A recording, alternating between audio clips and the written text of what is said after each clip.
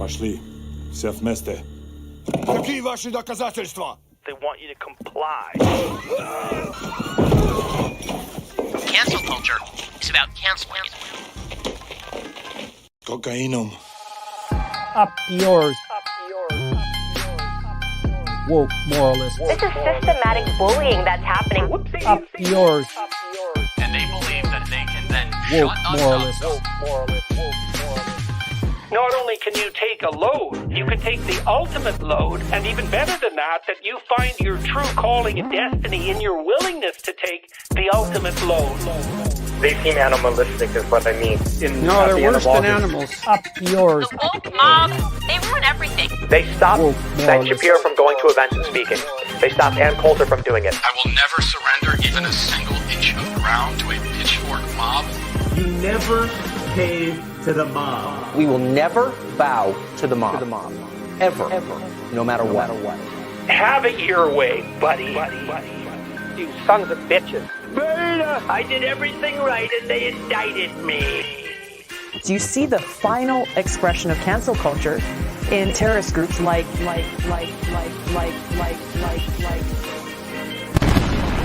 We'll see who cancels who. Hello. Hey, we're here on a Tuesday because something's happening. Can you all guess what? Don't look at the title. World War III. That too. Yeah, that too. Yeah. A debate. Yeah, Yeah. gonna be exciting. I feel like the White House really messing with Kamala and especially Tim Walz with all this unfolding today. Like, you got to believe Yeah. this is going to be part of the debate. Yeah. What's going on with Israel? Just completely airstriking every surrounding country, and now Iran obviously sending missiles towards Israel in response. I mean, Mm-hmm.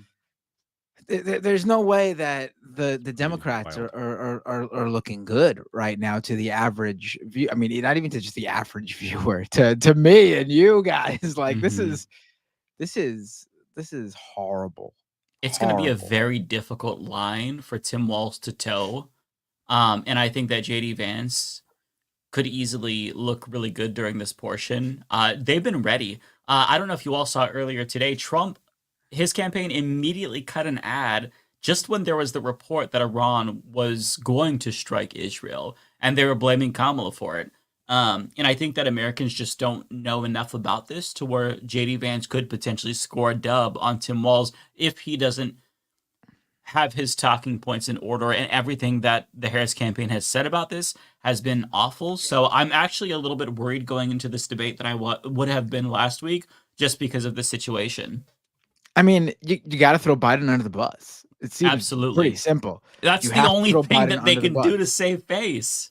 We don't agree with the current trajectory of things, and if we win, we will do things differently. This won't Yeah. be happening if we win. I also feel like, I'm not sure if this is true, but Walz, you would think would have more leeway to be able to do that because he is not in the White House right now. Yeah. That said, he's still under Kamala Harris and can't, decide on his own to call out Biden without having some kind of approval first. Yeah, and they're running a very He should- risk-averse he- campaign, you could tell. He should just show up tonight and be like, "Listen, if I win, I'm going to stage a coup, and under my presidency." If Kamala doesn't end this, I'm going to take over and do it. I mean, listen, like there's one thing that I think is pretty across the board with the regardless of ideology, the average American citizen does not want to go to war, especially for another country. Right. They do not want to see American soldier boots on the ground anywhere in a scenario where America, the United States of America itself, wasn't attacked. Now, I don't want to see war, period. I'm giving you the viewpoint of the average American. Mm-hmm. Like, this isn't a scenario like like post 9/11, where somebody had to pay and the American people were behind Bush. Nobody wants to see American boots on the ground, Democrat, Republican, Independent. And you got these reports now that there's going to be boots on the ground to help Israel or whatever. Yeah, I mean, there's 40,000 troops in the East Mediterranean currently, U.S. To begin troops, with, I right. should say. So it's a tinderbox right now, and all of this could have been avoided if Biden had done what he needed to do months ago. But what's funny is that yesterday a Politico article came out saying that even though publicly Biden was calling for restraint, behind the scenes he was basically encouraging Netanyahu to launch this ground invasion in South Lebanon. And there were individuals in the Pentagon and State Department that disagreed with that. It's not, I should rephrase that. It's not like he was encouraging that. He was just like going along with it. He was like, no, this is fine. Whereas publicly he's like, no, we've got a little bitch boy. He doesn't, he's a liar. He has no agency. Like he doesn't, or he, I mean, he has agency, but he doesn't care. Like he is his, I don't know, but at the beginning of this, I thought it's probably good Biden, rides out this term, whatever. No, he should have just like got out of the White House. Like, no, I'm too fucking old. I can't run again. My brain's fucking gone. Let me get the fuck out of here. I'm not saying Kamala Harris would have like solved the problems, but like, I have a hard time believing anybody could do as bad as this in terms of a Democrat. Any Democrat could be as bad as Joe Biden has been on this issue. Yeah. I mean, when it comes to foreign policy, the president of the United States is Benjamin Netanyahu. I mean, it's that simple. Yeah. Which is so frustrating because Biden would have been really good on foreign policy when it comes to getting out of Afghanistan, the drone war. I mean, he effectively ended the drone war. It's still going on, but like I don't even know drones. I don't even know if he remembers he did that shit. Honestly, like it's possible.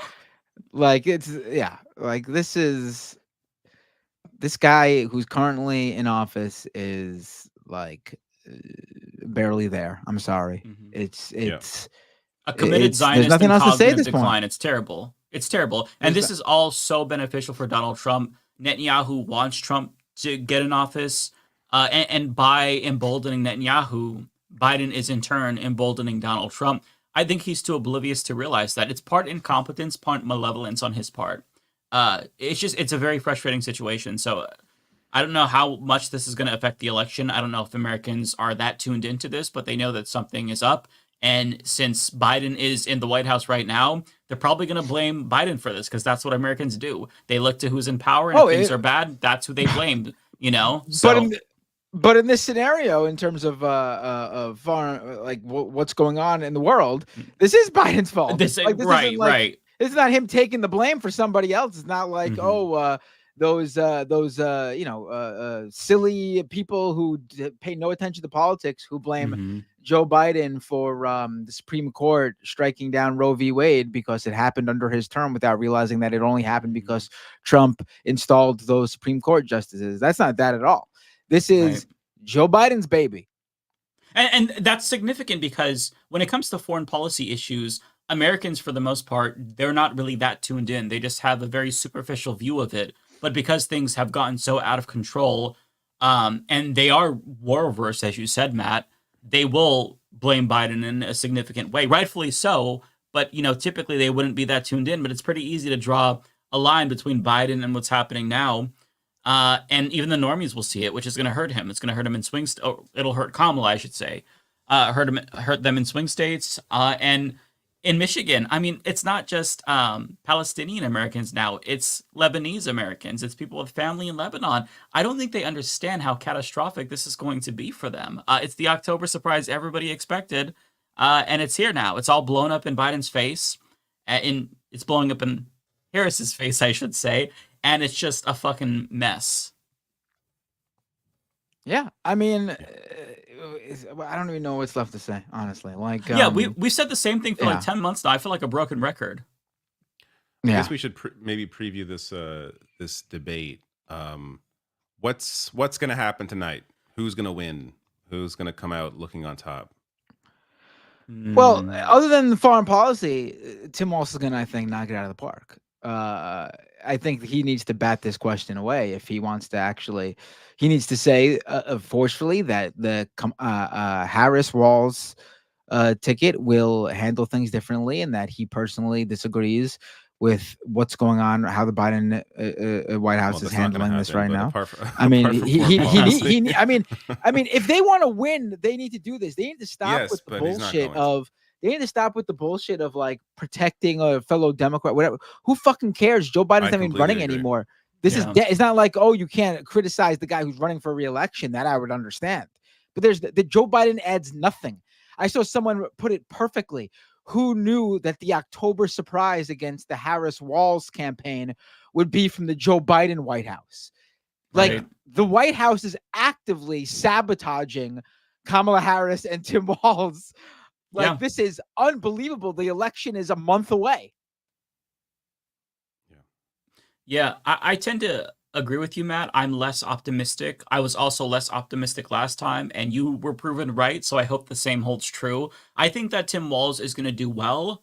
I don't know that it's going to be a blowout, as was the case with Kamala Harris versus Donald Trump. If that is the case, that will be awesome. I think he's just going to do good. There's going to be some highlights. I think that JD Vance will get in maybe a couple of jabs that might land and go viral. For the most part, I think that if I had to guess, this will probably be more of a wash, as VP debates are, although this is kind of an unusual election. But then again, all elections in the United States are pretty unusual. So it's hard to know what to expect. But I think I expect Walz to do well. There is this talk that he's not necessarily a good debater. I haven't seen any of his debates, so I have nothing to go by. But in terms of just his charisma, I think he's a great orator. So, I don't know. I think that as long as he doesn't shit the bed, then it won't be bad. But when you compare him to somebody like JD Vance, who's so inauthentic and so phony, he's like a Hillary Clinton Republican in his demeanor. I think that it's easy to see them and see Tim Walz as just more likable when you have that juxtaposition right there, because you get sound bites of him saying this and, Walz saying that. But when you see them together and you see the way that they talk to each other, like JD Walz can't hold a conversation with another human being. JD Walz. Did I say JD Walz? Oh, no. JD Vance can't hold a conversation. This is like the Joe Biden moment where he said his vice president Trump. I think Walz will probably do better. I am worried that JD Vance is going to try and hit Walz from the left, even though, let's be clear, they're not to the left. Like Trump and Vance are obviously not to the left of Harris and Walz. But I think if JD Vance is smart, he knows that he's not really picking up Democrat support. It's more about losing Democratic turnout. If he's able to hit Walz from the left in a way that upsets some of that base, then I think that would be effective from his end. I also don't think he's as easily roped in the way Kamala, was able to bait Trump and get Trump all angry. I don't think Vance is going to fall into any of those traps, at least not in the same way. So I don't expect to have any like wild outbursts, like eating the cats and the dogs. Like I don't think it's. I mean, he may continue supporting that line, but I don't think it's going to. He's not going to come across as outlandish as Trump was. So it's really going to be about just who comes off as more authentic, and I think Walz. Who knows though? Who knows? He could absolutely have a mental breakdown on you think stage. Vance could? Think about how he's I would love to see that. He's had to take the heat for the Haitians eating cats and dogs, and rightfully so. But he's had to take the full heat. He's the one out there getting the questions about it. So, if Tim Walz badgers him the right way, you don't know what we can see from this guy.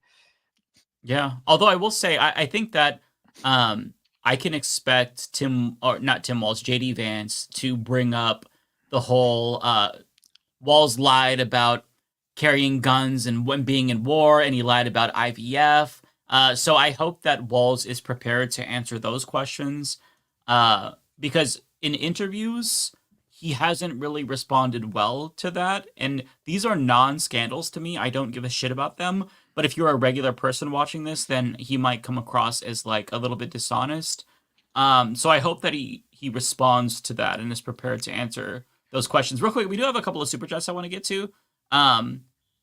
So Unknown, $5. Thank you so much. This is another prompt. Mike, please check your emails. You're missing bingo with Steam keys as prizes. I've still not checked my emails. I'm so sorry. But I know that they're doing a bingo in the Humanist Report Discord. Shout out to the Discord moderator. I am Dynamic Editor. I'm so sorry. I almost forgot your name, but I appreciate you. Asa with $2. On a lighter note, Jimmy is now 100. Yeah, happy birthday, Jimmy Carter. Sakti with $5. The season finale of Humanity has arrived, guys. It's going to be lit. Yeah, I mean, look, it's entertaining. I'll put it that way. So that's what we've got so far. Less, if you have a child, it's less entertaining. Gotta say. Yeah, it's not as fun to watch when you're part of the season finale or series finale, perhaps. I'm not sure. But, you know, nonetheless, I'm glued, so it's good entertainment. So the debate should be starting in about a minute. We will be doing the C-SPAN little simulcast. They're on stage now, apparently. Well, not according to C-SPAN. Okay, we're watching this through C-SPAN, everybody, because CBS News is if they're notorious. On stage, it's a minute away. They shouldn't be on stage now. Yeah, CBS News is a little weird with their, even though this is their debate, but. Yeah, as long as we don't have the CBS logo, then hopefully they won't be able to strike us, but who knows what happens after this. I just hope that they don't take the stream down. Cross my fingers, though. Should I put the audio on? Sure. Not yet. We don't know. Yeah, go ahead. Okay, who cares? Who cares? Whatever you want to do. Here we go. News Vice Let's get this Presidential off the screen. debate here on C-SPAN. Again, a little more than 90 minutes of debate expected tonight between J.D. Vance and Tim Walz. After the debate, we'll hear your phone calls and see your reaction on social media and take a look inside the spin room in New York. Also, no complaining about sound. This is max sound. This is all the control I have. I hope the sound is fine. I can't do anything about it. Turn your audio up. We will turn our mics down if we have to. Just over a month to go until Election Day, the first and only meeting between the two men who hope to become Vice President of the United States.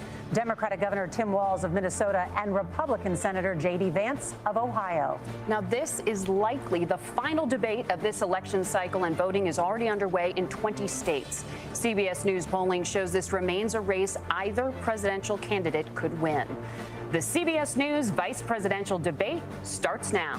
Fight for every single vote, and we're going to take this country back. And we are ready to continue to build the future together. We're going to turn this whole country red with President Donald J. Trump's leadership. You know what's at the end of this little journey? Kamala Harris as the next president of the United States. This is a CBS News special, live from CBS News headquarters in New York. America Decides, the vice presidential debate. Good evening, I'm Nora O'Donnell, and thank you for joining us for tonight's CBS News Vice Presidential Debate. We want to welcome our viewers on CBS, on other networks here in the U.S. and around the world. We have a consequential night ahead, and our focus is the issues that matter to you, the voter. Let's introduce the candidates. Minnesota's Democratic Governor Tim Walz and Ohio's Republican Senator J.D. Vance tonight, again, right? meeting for the first time. I don't think so. I'm Margaret Brennan. In order to have a thoughtful and civil debate, camera on the handshake? these are Come the on. rules that both campaigns have agreed to. Questions will be directed at one candidate who will have 2 minutes to respond. The other candidate will be allowed 2 minutes for rebuttal. Then each candidate will get another minute to make further points, with an additional 1 minute each at the discretion of the moderator. The primary role of the moderators is to facilitate the debate between the candidates, enforce the rules, and provide the candidates with the opportunity to fact-check claims made by each other. CBS News reserves the right to mute the candidates' microphones to maintain decorum. We have not shared the questions or topics with the campaigns. The stage is set. Governor, Senator, thank you for joining us. Let's get started. Tonight, our country is facing several unfolding crises. The Middle East is on the brink of war. Americans are suffering from the catastrophic impact of Hurricane Helene. And now a labor strike as 25,000 dock workers from Maine to Texas are picketing. We're going to begin tonight with the Middle East. Margaret. Thank you, Nora. Earlier today, Iran launched its largest attack yet on Israel, but that attack failed thanks to joint U.S. and Israeli defensive action. President Biden has deployed more than 40,000 U.S. military personnel and assets to that If it's going to be region shitty for Walz, it's better to start with this year than to end try with to prevent a regional war. Iran is weakened, but the U.S. still considers it the largest state sponsor of terrorism in the world, and it has drastically reduced the time it would take to develop a nuclear weapon. It is down now to 1 or 2 weeks' time. That's because Governor Trump got out of Walz, the JCPOA. If you were the final voice in the Situation Room, would you support or oppose a preemptive strike by Israel on Iran? You have 2 minutes. Well, thank you. And thank you for those joining at home tonight. Let's keep in mind where this started. October 7th, Hamas terrorists massacred over 1,400 Israelis and took No, prisoners. it didn't start with that. It started with the Iran, fucking occupation. But anyways, Israel's ability I hate this to be able to fucking defend shit. itself is absolutely fundamental. Getting its hostages back, fundamental, and ending the humanitarian crisis in Gaza. But the expansion of Israel and its proxies is an absolute fundamental necessity for the United States to have the steady leadership there. You saw it experienced today, where along with our Israeli partners and our coalition, able to stop the incoming attack. But what's fundamental here is that steady leadership is going to matter. It's clear, and the world saw it on that debate stage a few weeks ago. A nearly 80-year-old Donald Trump talking about crowd sizes is not what we need in this moment. But it's not just that. It's those that were closest to Donald Trump that understand how dangerous he is when the world is this dangerous. His chief of staff, John Kelly, said that he was the most flawed human being he'd ever met. And both of his secretaries of defense and his national security advisors said he should be nowhere near the White House. Now, the person closest to them, Donald Trump, said he's unfit for the highest office. That was Senator Vance. What we've seen out of Vice President Harris is we've seen steady leadership. We've seen a calmness that is able to draw on the coalitions to bring them together. Understanding that our allies matter. When our allies see Donald Trump turn towards Vladimir Putin, turn towards North Korea, when we start to see that type of fickleness around holding the coalitions together, we will stay committed. And as the vice president said today we will protect our forces and our allied forces, and there will be consequences. Governor, your time is up. Senator Vance, the same question. Would you support the or captioning oppose a preemptive strike by Israel on Iran? You have 2 minutes. So live captioning is always weird. First of all, thanks, Governor. Thanks to CBS for hosting the debate. And thanks, most importantly, to the American people who are watching this evening and caring enough about this country to pay attention to this vice presidential debate. I want to answer the question, but I want to actually give an introduction to myself a little bit because I recognize a lot of Americans don't know who either one of us are. I was raised in a working class family. My mother required food assistance for periods of her life. My grandmother required Social Security help to raise me. And she raised me in part because my own mother struggled with addiction for a big chunk of my early life. I went to college on the GI Bill after I enlisted in the Marine Corps and served in Iraq. And so I stand here this is actually asking smart. to be your vice president with extraordinary gratitude for this country. This is for the really American smart, dream that made actually. it possible for me to live my dreams. And most importantly, I know that a lot of you are worried about the chaos in the world and the feeling that the American dream is unattainable. I want to try to convince you tonight over the next 90 minutes that if we get better leadership in the White House, if we get Donald Trump back in the White House, the American dream is going to be attainable once again. Now, to answer this particular question, we have to remember that as much as Governor Walz just accused Donald Trump of being an agent of chaos, Donald Trump actually delivered stability in the world, and he did it by establishing effective deterrence. People were afraid of stepping out of line. Iran, which launched this attack, has received over $100 billion in unfrozen assets thanks to the Kamala Harris administration. What do they use that money for? They use it to buy weapons that they're now launching against our allies, and God forbid, potentially launching against the United States as well. Donald Trump recognized that for people to fear the United States, you needed peace through strength. They needed to recognize that if they got out of line, the United States global leadership would put stability and peace back in the world. Now, you asked about a preemptive strike, Margaret, and I want to answer the question. Look, it is up to Israel what they think they need to do to keep their country safe, and we should support our allies wherever they are when they're fighting the bad guys. I think that's the right approach to take with the Israel question. Bad guys. Thank you, Senator. Governor Walz, do you care to respond to any of the allegations? Well, look, Donald Trump was in office. We'll sometimes hear a revisionist history, but when Donald Trump was in office, it was Donald Trump who we had a coalition of nations that had boxed Iran's nuclear program in, the inability to advance it. Donald Trump pulled that program and put nothing else in its There you place. go. So Iran is closer to a nuclear weapon than they were before because of Donald Trump's fickle leadership. And when Iran shot down an American aircraft in international airspace, Donald Trump tweeted, because that's the standard diplomacy of Donald Trump. And when Iranian missiles did fall near U.S. troops and they received traumatic brain injuries, Donald Trump wrote it off as headaches. Look, our allies understand that Donald Trump is fickle. He will go to whoever has the most flattery or where it makes sense to him. It's not a strong enough Steady word, my leadership friend. like you witnessed today, like you witnessed in April. Both Iranian attacks were repelled. Our coalition is strong, and we need the steady leadership that Kamala Harris is providing. Senator Vance, the U.S. did have a diplomatic deal with Iran to temporarily pause parts of its nuclear program, and President Trump did exit that deal. He recently said, just 5 days ago, the U.S. must now make a diplomatic deal with Iran because the consequences are impossible. Oh, God, Did he I make hate a Trump mistake? so You much. have 1 minute. Well, first What of a all, piece of Margaret, shit. diplomacy is not a dirty word, but I think that's something that Governor Walz just said is quite extraordinary. You yourself just said Iran is as close to a nuclear weapon today as they have ever been. And Governor Walz, you blame Donald Trump. Who has been the vice president for the last 3.5 years? And the answer is your running mate, not mine.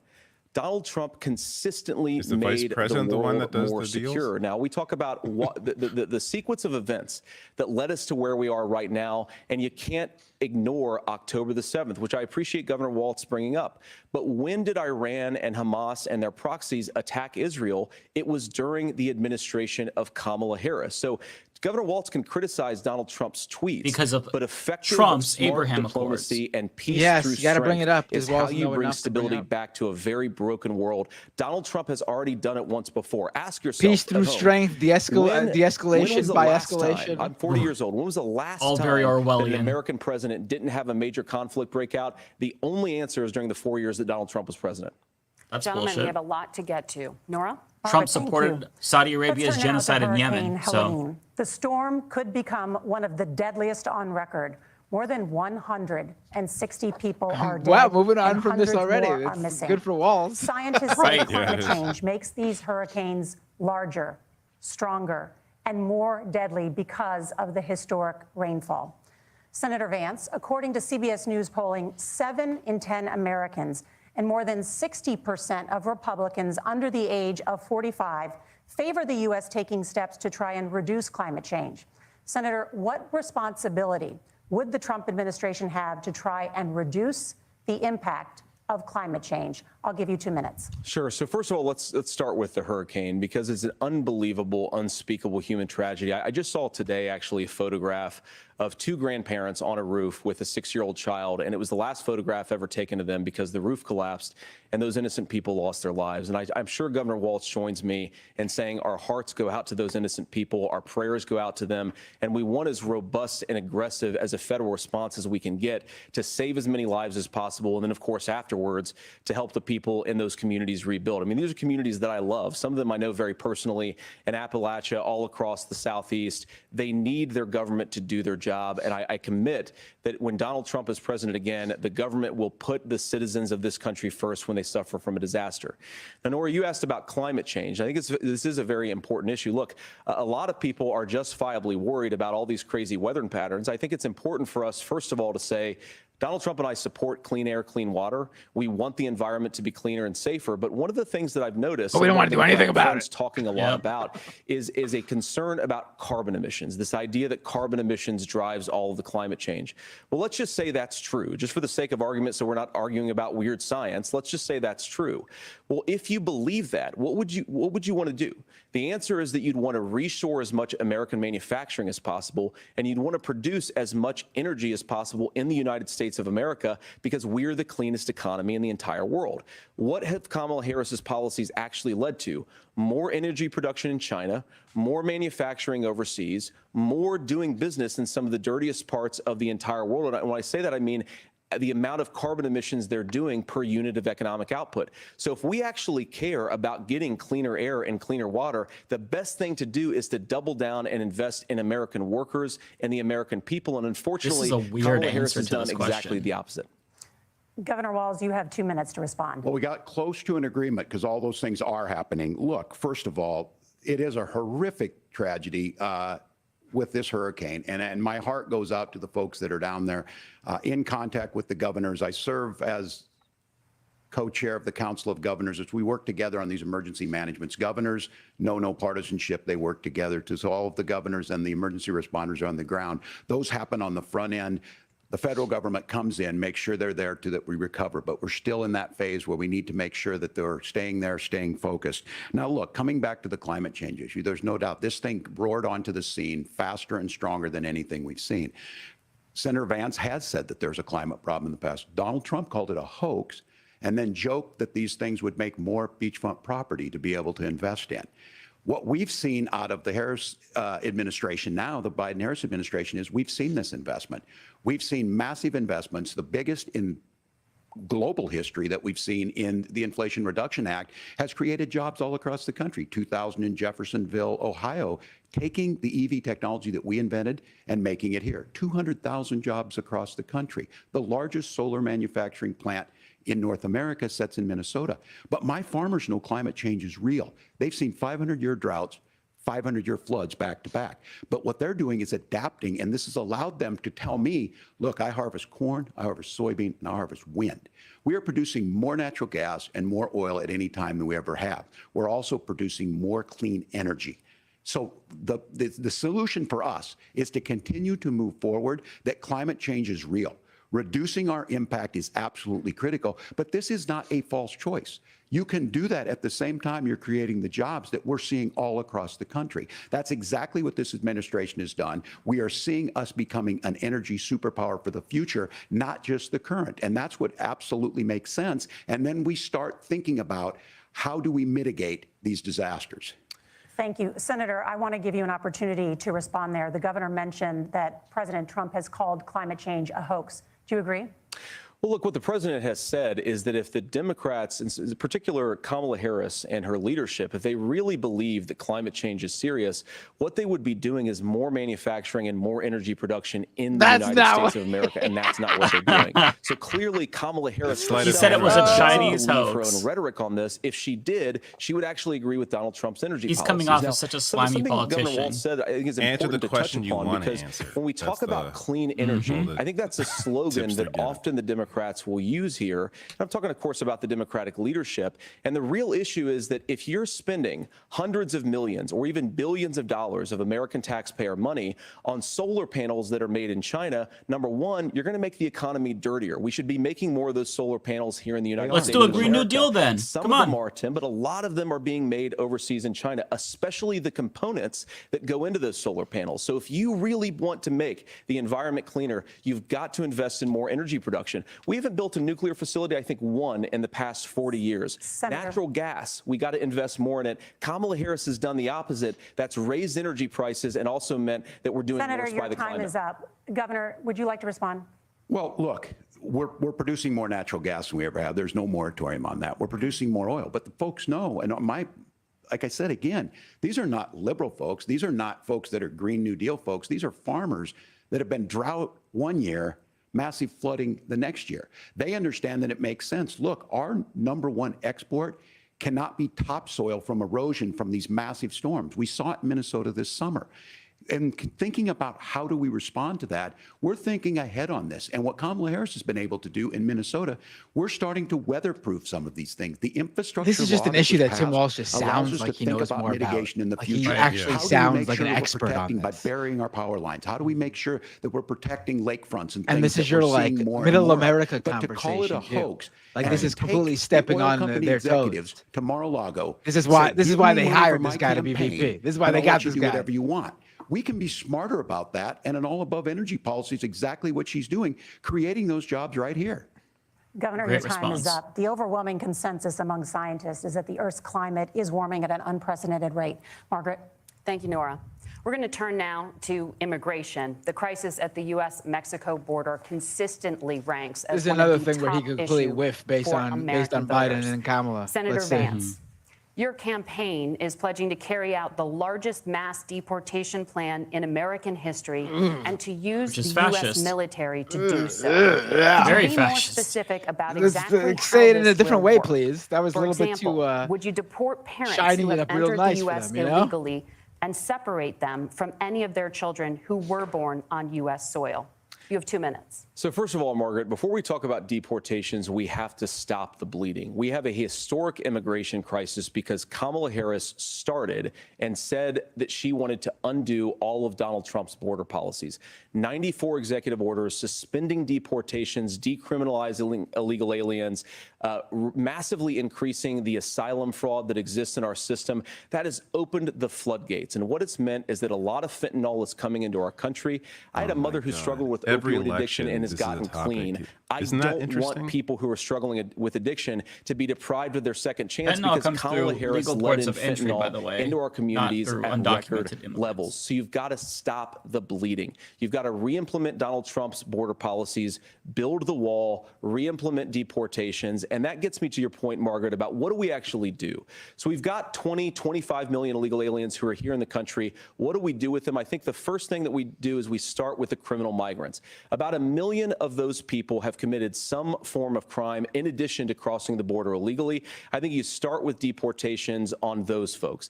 And then I think you make it harder for illegal aliens to undercut the wages of American workers. A lot of people will go home if they can't work for less than minimum wage in our own country. And by the way, that'll be really good for our workers who just want to earn a fair wage for doing a good day's work.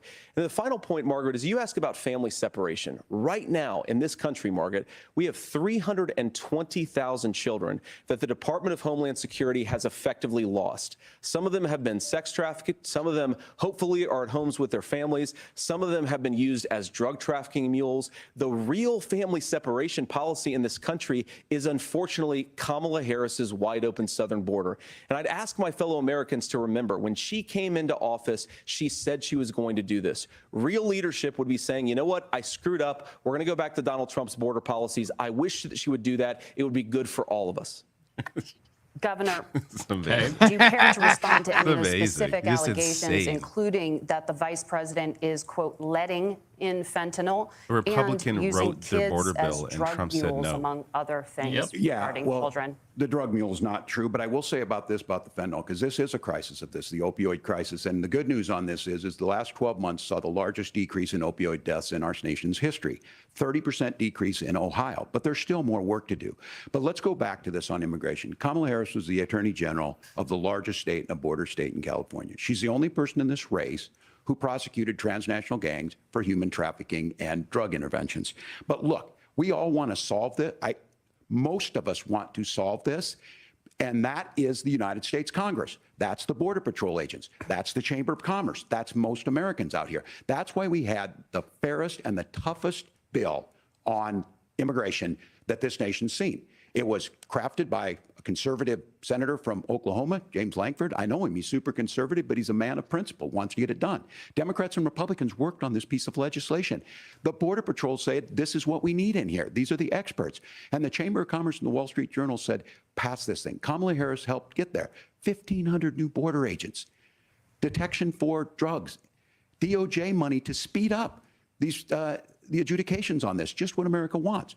But as soon as I was getting ready to pass and actually tackle this, Donald Trump said no, told them to vote against it because it gives him a campaign issue. It gives him to, what would Donald Trump talk about if we actually did some of these things? And they need to be done by the legislature. You can't just do this through the executive branch. So look, we have the options to do this. Donald Trump had 4 years. He had 4 years to do this. And he promised you, America, how easy it would be. I'll build you a big, beautiful wall, and Mexico will pay for it. Less than 2% of that wall got built, and Mexico didn't pay a dime. But here we are again, 9 years after he came down that escalator, dehumanizing people and telling them what he was going to do. As far as the deportation plan, at one point, Senator Vance said it was so unworkable to be laughable. So that's where we're at. Pass the bill, she'll sign it. Governor, your time is up.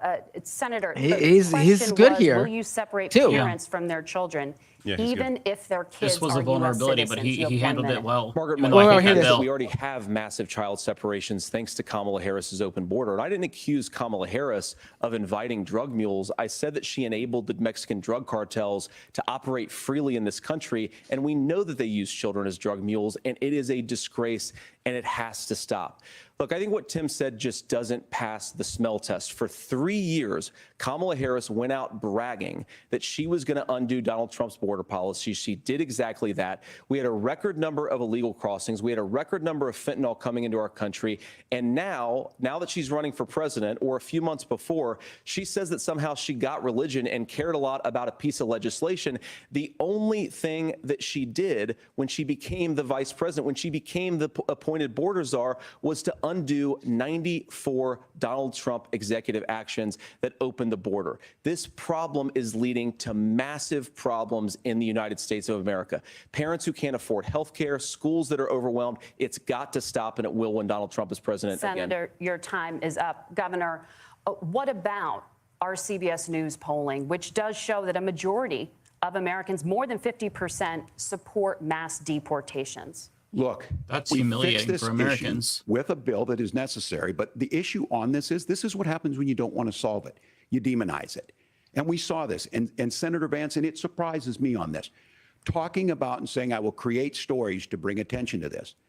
That vilified a large number of people who were here legally in the community of Springfield. The Republican governor said, it's not true. Don't do it. There's consequences for this. There's consequences. We could come together. Senator Langford did it.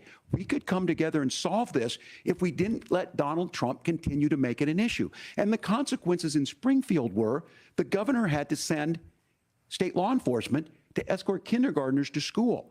I believe Senator Vance wants to solve this, but by standing with Donald Trump and not working together to find a solution, it becomes a talking point. And when it becomes a talking point like this, we dehumanize and villainize other human beings. Tim, Governor, your time is up. Senator, I'll give you 1 minute, but let me just ask you the question first.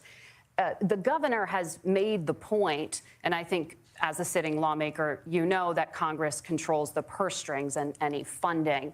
So you have said repeatedly that Donald Trump would, through executive action, solve this. Do you disagree that Congress controls the purse strings and would need to support many of the changes that you would actually want to implement? You have 1 minute. Look, Margaret, first of all, the gross majority of what we need to do at the southern border is just empowering law enforcement to do their job. I've been to the southern border more than our border czar, Kamala Harris, has been, and it's actually heartbreaking because the Border Patrol agents, they just want to be empowered to do their job. Of course, additional resources would help, but most of this is about the president and the vice president. The heartbreaking thing of the border is the law enforcement not having more power, not like what you see going on there with people. You've got to go back through proper channels.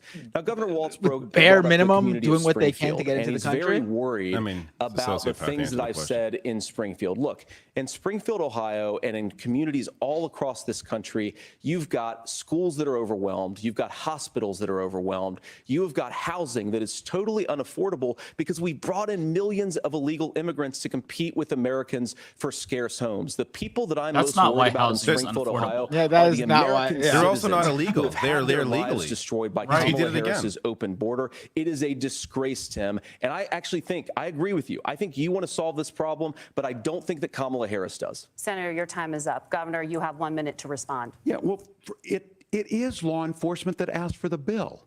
They helped craft it. They're the ones that supported it. That's because they know we need to do this. Look, this issue of continuing to bring this up, of not dealing with it, of blaming migrants for everything. On housing, we could talk a little bit about Wall Street speculators buying up housing and making them less affordable. But it becomes a blame. Look, this bill also gives the money necessary to adjudicate. I agree. It should not take 7 years for an asylum claim to be done. This bill gets it done in 90 days. Then you start to make a difference in this, and you start to adhere to what we know, American principles. Look, I don't talk about my faith a lot, But Matthew 25:40 talks about, to the least amongst us, you do unto me. I think that's true of most Americans. They simply want order to it. This bill does it. It's funded. It's supported by the people who do it. And it lets us keep our dignity about how we treat other people. Thank you, Governor. And Tim just Walz to crushed clarify it in this for our portion. viewers, Springfield, Ohio does have a large number of Haitian migrants who have legal status, temporary protected status. Well, Nora? Margaret, but Thank you, Senator. We have so much to get to. Margaret, I think it's important We're because going to turn now to the economy. Thank Margaret, you. the Shut up, rules dipshit. were that The you guys economy, weren't going to we're- fact check, and since you're fact checking me, I think it's important to say what's actually going on. So there's an application called the CBP One app. Oh, he's about where to you step can in go it. on as an illegal migrant, apply for asylum or apply for parole. Remember and how be we talked granted earlier, how I legal said that status we might see him at the snap? wave of He's a snapping Kamala right now. Harris open border wand. That is not a person coming in, applying for a green card and waiting for 10 years. That Thank is you, the Senator. facilitation of illegal immigration, Margaret. All right, now, by- yeah, now Thank she you, seems like Senator, for now she seems like a describing the lunatic. legal And process. Kamala- We and have Kamala so much Harris to get opened up to, that Senator. pathway. Those We have laws so have been much. on the That's books legal since immigration, 1990. dummy.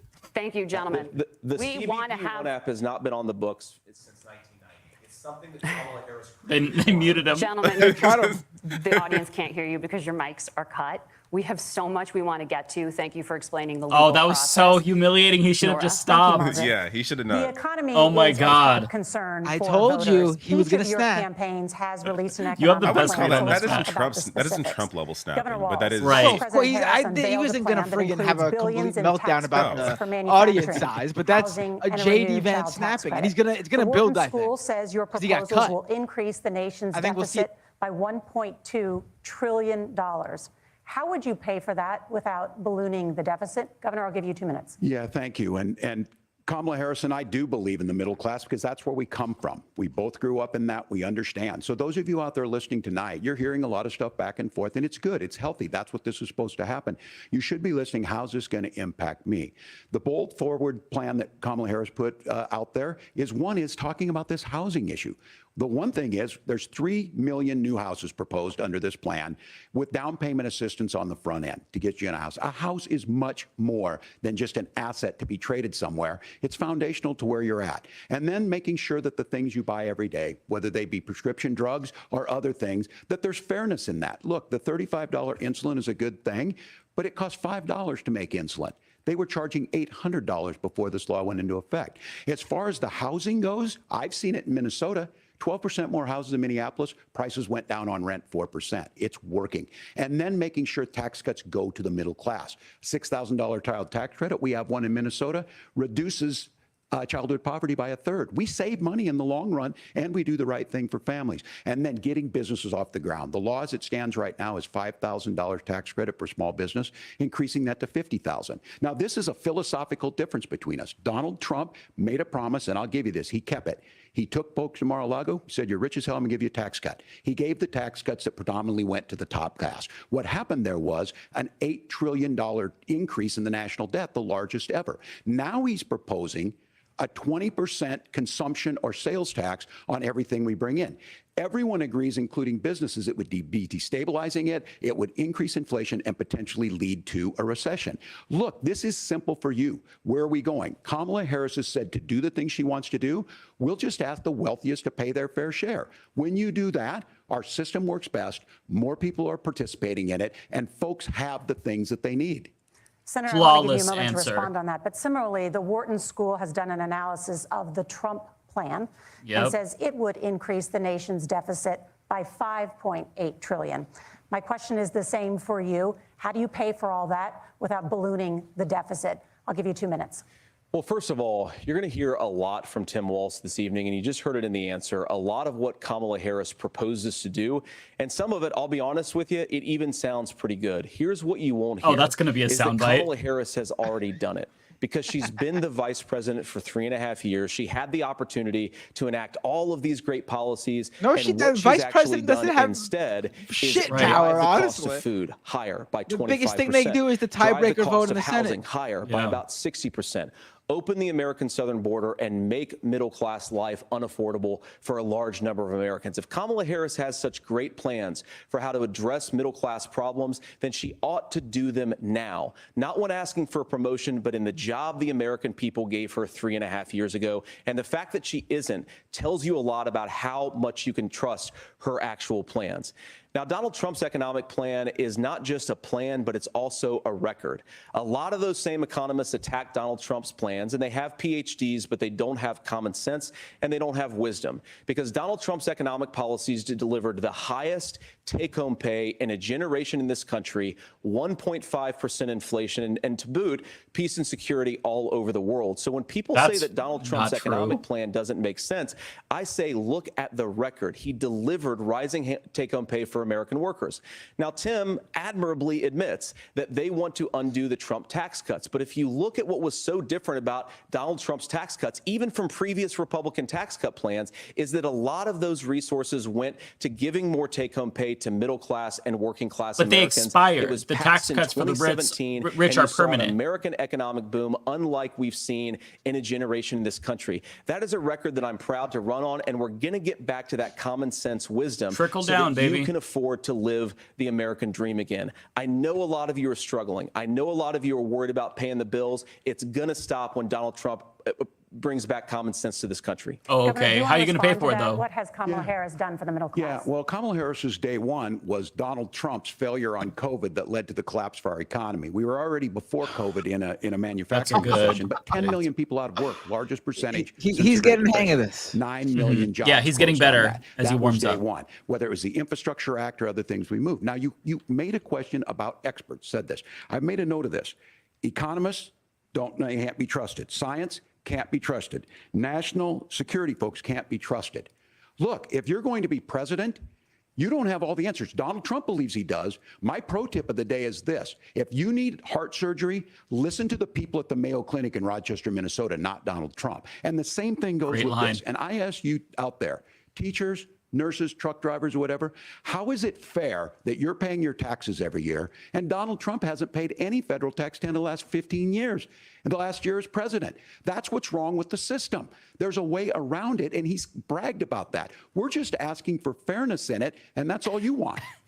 You have a minute. Governor, you say trust the experts. But those same experts for 40 years said that if we shipped our manufacturing base off to China, we'd get cheaper goods. They lied about that. They said if we shipped our industrial base off to other countries, to Mexico and elsewhere, I mean, the goods we buy that are made in China they were are much wrong cheaper about than that. They were wrong but if they were about the made here, idea I mean, that if that's we made accurate. What is he America talking about? less productive in our own nation, And there that would were somehow make us experts at better the off, time and they were wrong about discussing it. about And for the the first time in a pitfalls generation, Donald Trump had the wisdom Mm-hmm. and the courage to say to that bipartisan consensus, we're And those were not doing left-wing it anymore. people, We're bringing not American right-wing manufacturing back. We're unleashing American energy. We're going to make more of our own stuff. And this isn't just an economic issue.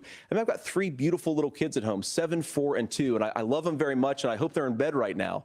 But look, so many of the drugs, the pharmaceuticals that we put in the bodies of our children are manufactured by nations that hate us. This has to stop. He's And we're going not into gonna dangerous stop it by territory. listening to experts. This is We're going to stop conspiracy it by shit listening right there. to common sense wisdom, which is what Donald Trump He's does. got to bring up Senator, this. You're right. Governor Canada Walz, does you hate addressed you. that. I mean, voters Don't say trust they Canadian Donald drugs. Trump on the economy. Don't more. bring in those Why? cheap Canadian If drugs. you're We're listening gonna kill tonight you. and you want billionaires to get tax cuts, you heard what the numbers were. Look, I'm a union guy on this. I'm not a guy who wanted to ship things overseas, but I understand that, look, we produce soybeans and corn. We need to have fair trading partners. That's something that we believe in. I think the thing that most concerns me on this is Donald Trump was the guy who created the largest trade deficit in American history with China. So the rhetoric is good. Much of what the senator said right there, I'm in agreement with him on this. I watched it happen too. I watched it to my communities, and we talked about that. But we had people undercutting the right to collectively bargain. We had right to work states made it more difficult. Yep. We had companies that were willing to ship it over, and we saw people profit. Folks that Bring up the longshoremen. folks that are Bring up the longshoremen who venture are out there capital right in now. some cases, putting money into companies that were overseas. We're in agreement that we bring those home. The issue is Donald Trump is talking about it. Kamala Harris has a record, 250,000 more manufacturing jobs just out of the IRA. May I respond to that? Yes. So appreciate that. So if you notice, what Governor Walz just did is he said, first of all, Donald Trump has to listen to the experts.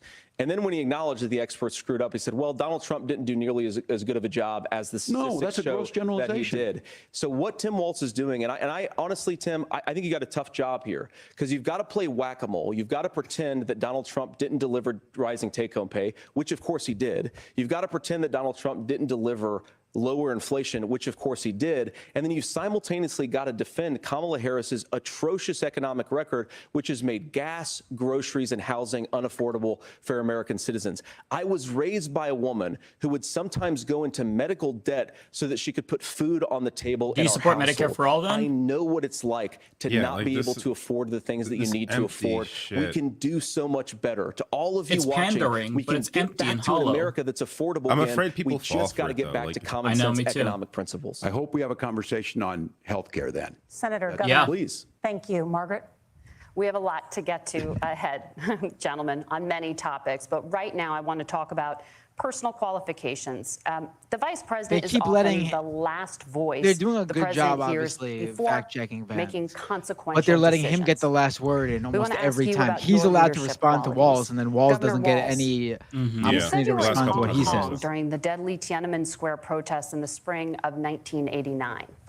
But Minnesota Public Radio and other media outlets are reporting that you actually didn't travel to Asia until August of that year.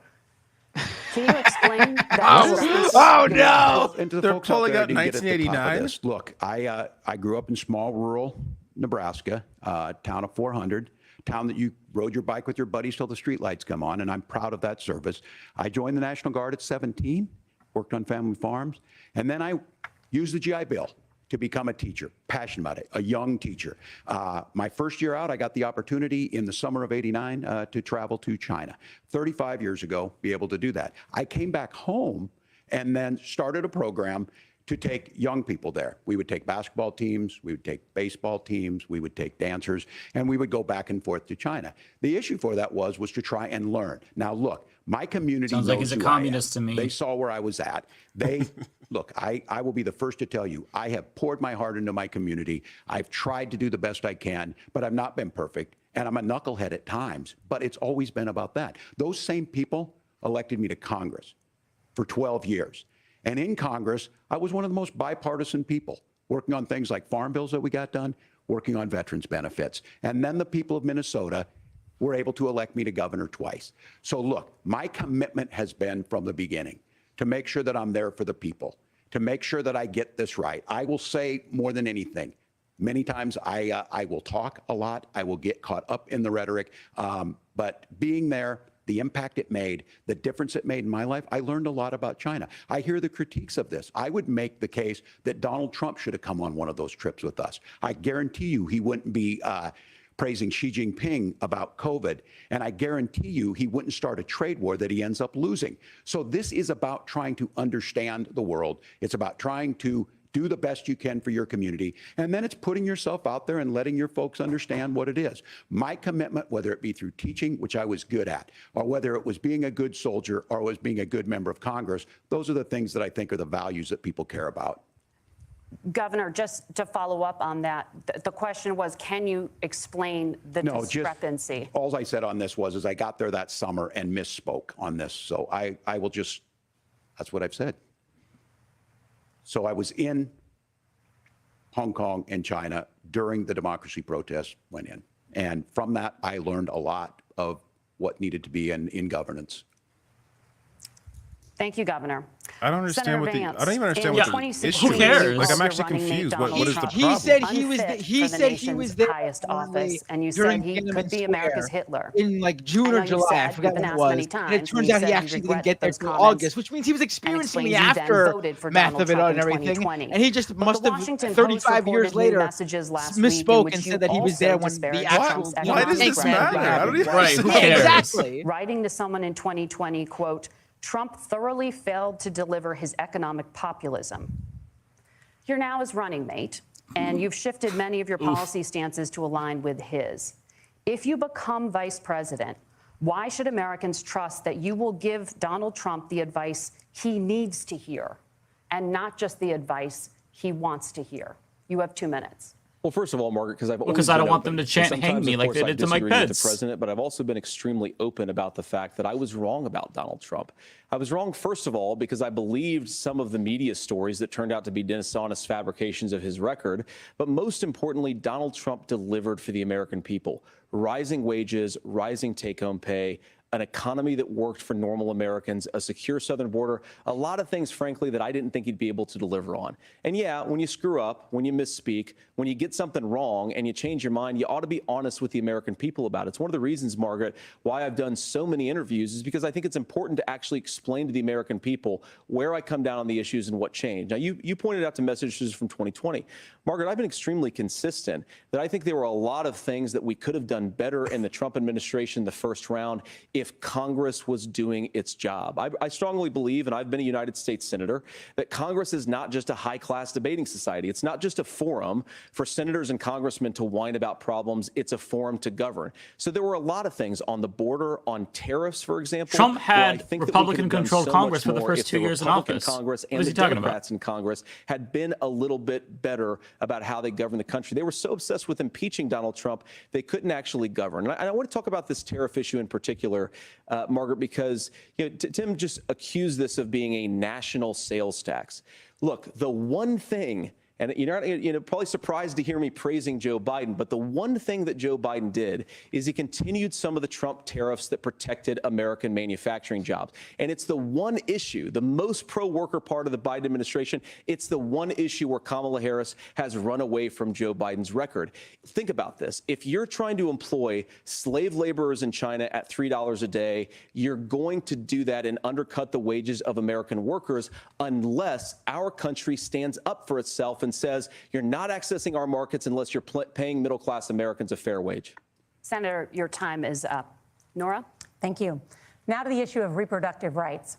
Governor Walz, after Roe versus Wade was overturned, you signed a bill into law that made Minnesota one of the least restrictive states in the nation when it comes to abortion. Former President Trump said in the last debate that you believe abortion, quote, in the 9th month is absolutely fine. Yes or no? Is that what you support? I'll give you 2 minutes. That's not what the bill says. But look, this issue is what's on everyone's mind. Donald Trump put this all into motion. He brags about how great it was that he put the judges in and overturned Roe versus Wade, 52 years of personal autonomy. And then he tells us, oh, we send it to the states. It's a beautiful thing. Amanda Zaworski would disagree with you on it's a beautiful thing. A young bride in Texas waiting for their child at 18 weeks. She has a complication, a tear in the membrane. She needs to go in. The medical care at that point needs to be decided by the doctor. And that would have been an abortion. But in Texas, that would have put them in legal jeopardy. She went home, got sepsis, nearly dies, and now she may have difficulty having children. Or in Kentucky, Hadley Duval, a 12-year-old child raped and impregnated by her stepfather. Those are horrific. Now, when God asked about that, Senator Vance said 2 wrongs don't make a right. There is no right in this. So in Minnesota, what we did was restore Roe versus Wade. We made sure that we put women in charge of their health care. But look, this is not where, if you don't know Amanda or a Hadley, you soon will. Their Project 2025 is going to have a registry of pregnancies. It's going to make it more difficult, if not impossible, to get contraception and limit access, if not eliminate access to infertility treatments. For so many of you out there listening, me included, infertility treatments are why I have a child. That's nobody else's business, but those things are being proposed. And the catch-all on this is, well, the states will decide what's right for Texas might not be right for Washington. That's not how this works. This is basic human right. We have seen maternal mortality skyrocket in Texas, outpacing many other countries in the world. This is about health care. In Minnesota, we are ranked first in health care for a reason. We trust women, we trust doctors. Senator, do you want to respond to the governor's claim? Will you create a federal pregnancy monitoring agency? No, Nora, certainly we won't. And I want to talk about this issue because I know a lot of Americans care about it, and I know a lot of Americans don't agree with everything that I've ever said on this topic. And, you know, I grew up in a working-class family in a neighborhood where I knew a lot of young women who had unplanned pregnancies and decided to terminate those pregnancies because they feel like they didn't have any other options. And, you know, one of them is actually very dear to me. And I know she's watching tonight, and I love you. And she told me something a couple years ago that she felt like if she hadn't had that abortion, that it would have destroyed her life because she was in an abusive relationship. And I think that what I take from that as a Republican who proudly wants to protect innocent life in this country, who proudly wants to protect the vulnerable, is that my party, we've got to do so much better of a job at earning the American people's trust back on this issue where they frankly just don't trust us. And I think that's one of the things that Donald Trump and I are endeavoring to do. I want us as a Republican Party to be pro-family in the fullest sense of the word. I want us to support fertility treatments. I want us to make it easier for moms to afford to have babies. I want Republicans just voted against IVF to afford a home so they can afford a place to raise that family. And I think there's so much that we can do on the public policy front just to give women more options. Now, of course, Donald Trump has been very clear that on the abortion policy specifically, that we have a big country and it's diverse. And California has a different viewpoint on this than Georgia. Georgia has He's just going with the talking points, even though Tim Walz just addressed this. To handle this, as messy as democracy sometimes it's a basic human right. Let voters make these decisions. Let the individual states make their abortion policy. And I think that's what makes the most sense in a very big, a very diverse, and let's be honest, sometimes a very, very messy and divided country. Governor, would you like to respond and also answer the question about restrictions? Yeah, well, the question got asked and Donald Trump made the accusation that wasn't true about Minnesota. Well, let me tell you about this idea that there's diverse states. There's a young woman named Amber Thurman. She happened to be in Georgia, a restrictive state. Because of that, she had to travel a long distance to North Carolina to try and get her care. Amber Thurman died in that journey back and forth. The fact of the matter is, how can we as a nation say that your life and your rights, as basic as the right to control your own body, is determined on geography? There's a very real chance had Amber Thurman lived in Minnesota, she would be alive today. That's why the restoration of Roe versus Wade. When you listen to Vice President Harris talk about this subject and you hear me talk about it, you hear us talking exactly the same. Donald Trump is trying to figure out how to get the political right of this. I agree with a lot of what Senator Vance said about what's happening. His running mate, though, does not, and that's the problem. Governor, your time is up. Senator, let me ask you about that. He mentioned, it was, I think, referring to a national ban. In the past, you have supported a federal ban on abortion after 15 weeks. In fact, you said if someone can't support legislation like that, quote, you are making the United States the most barbaric pro-abortion regime anywhere in the entire world. That's such a dumb quote. Why have you changed your position? Well, Nora, first of all, I never supported a national ban. I did when I was running for Senate in 2022 talk about setting some minimum national standard. For example, we have a national ban. That's a national ban in this country at the federal level. I don't think anybody's trying to get rid of that, or at least I hope not. Though I know that Democrats have taken a very radical pro-abortion stance. But Nora, national one of the things that changed is in the state of Ohio, we had a referendum in 2023, and the people of Ohio voted overwhelmingly, by the way, against my position.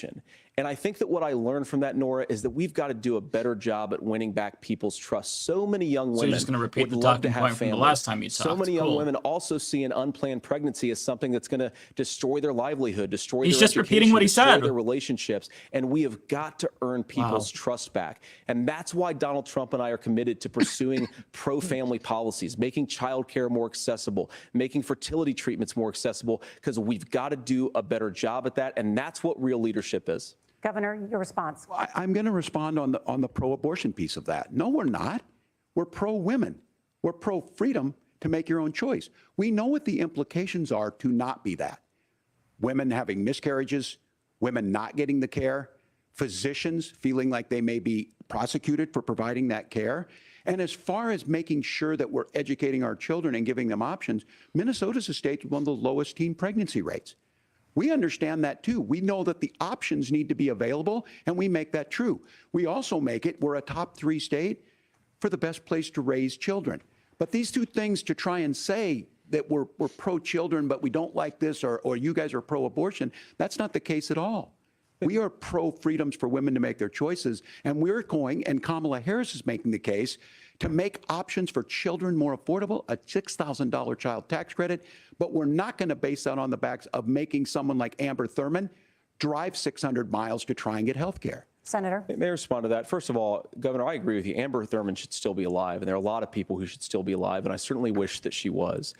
And maybe you're free to disagree with me on this and explain this to me, but as I read the Minnesota law that you signed into law, the statute that you signed into law, it says that a doctor who presides over an abortion where the baby survives, the doctor is under no obligation to provide life-saving care to a baby who survives a botched late-term abortion. That is, I think, whether you're pro-choice or pro-abortion, that is fundamentally barbaric. And that's why I use that word, Nora, is because some of what we've seen, do you want to force Catholic hospitals to perform abortions against their will? Because Kamala Harris has supported suing Catholic nuns to violate their freedom of conscience. We can be a big and diverse country where we respect people's freedom of conscience and make the country more pro-baby and pro-family. But please, Yes, Governor, please respond. This is bullshit by some fucking sky god. Get the fuck out of here. Yeah. These are women's decisions to make about their healthcare decisions, and the physicians who know best when they need to do this. Trying to distort the way a law is written to try and make a point, that's not it at all. What was I wrong about, Governor? Please tell me, what was I wrong about? That is not the way the law is written. Look, I've given I've given this advice on a lot of things, that getting involved, getting engaged, that's been misread, and it was fact-checked at the last debate. But the point on this is there's a continuation of these guys to try and tell women or to get involved. I use this line on this, just mind your own business on this. Things worked best when Roe versus Wade was in place. When we do a restoration of Roe, that works best. That doesn't preclude us from increasing funding for children. It doesn't increase us from making sure that once that child's born, like in Minnesota, they get meals, they get early childhood education, they get health care. So the hiding behind we're going to do all these other things when you're not proposing them in your budget. Kamala Harris is proposing them. She's proposing all those things to make life easier for families. I asked a specific question, Governor. You gave me a slogan as a response. It's not the case. It's not true. That's not what the law says. So yeah, he just answered your question. President Trump. Gentlemen, there's a lot to discuss. We have to move on, and we're going to be right back with much more of the CBS News vice presidential debate in just a moment.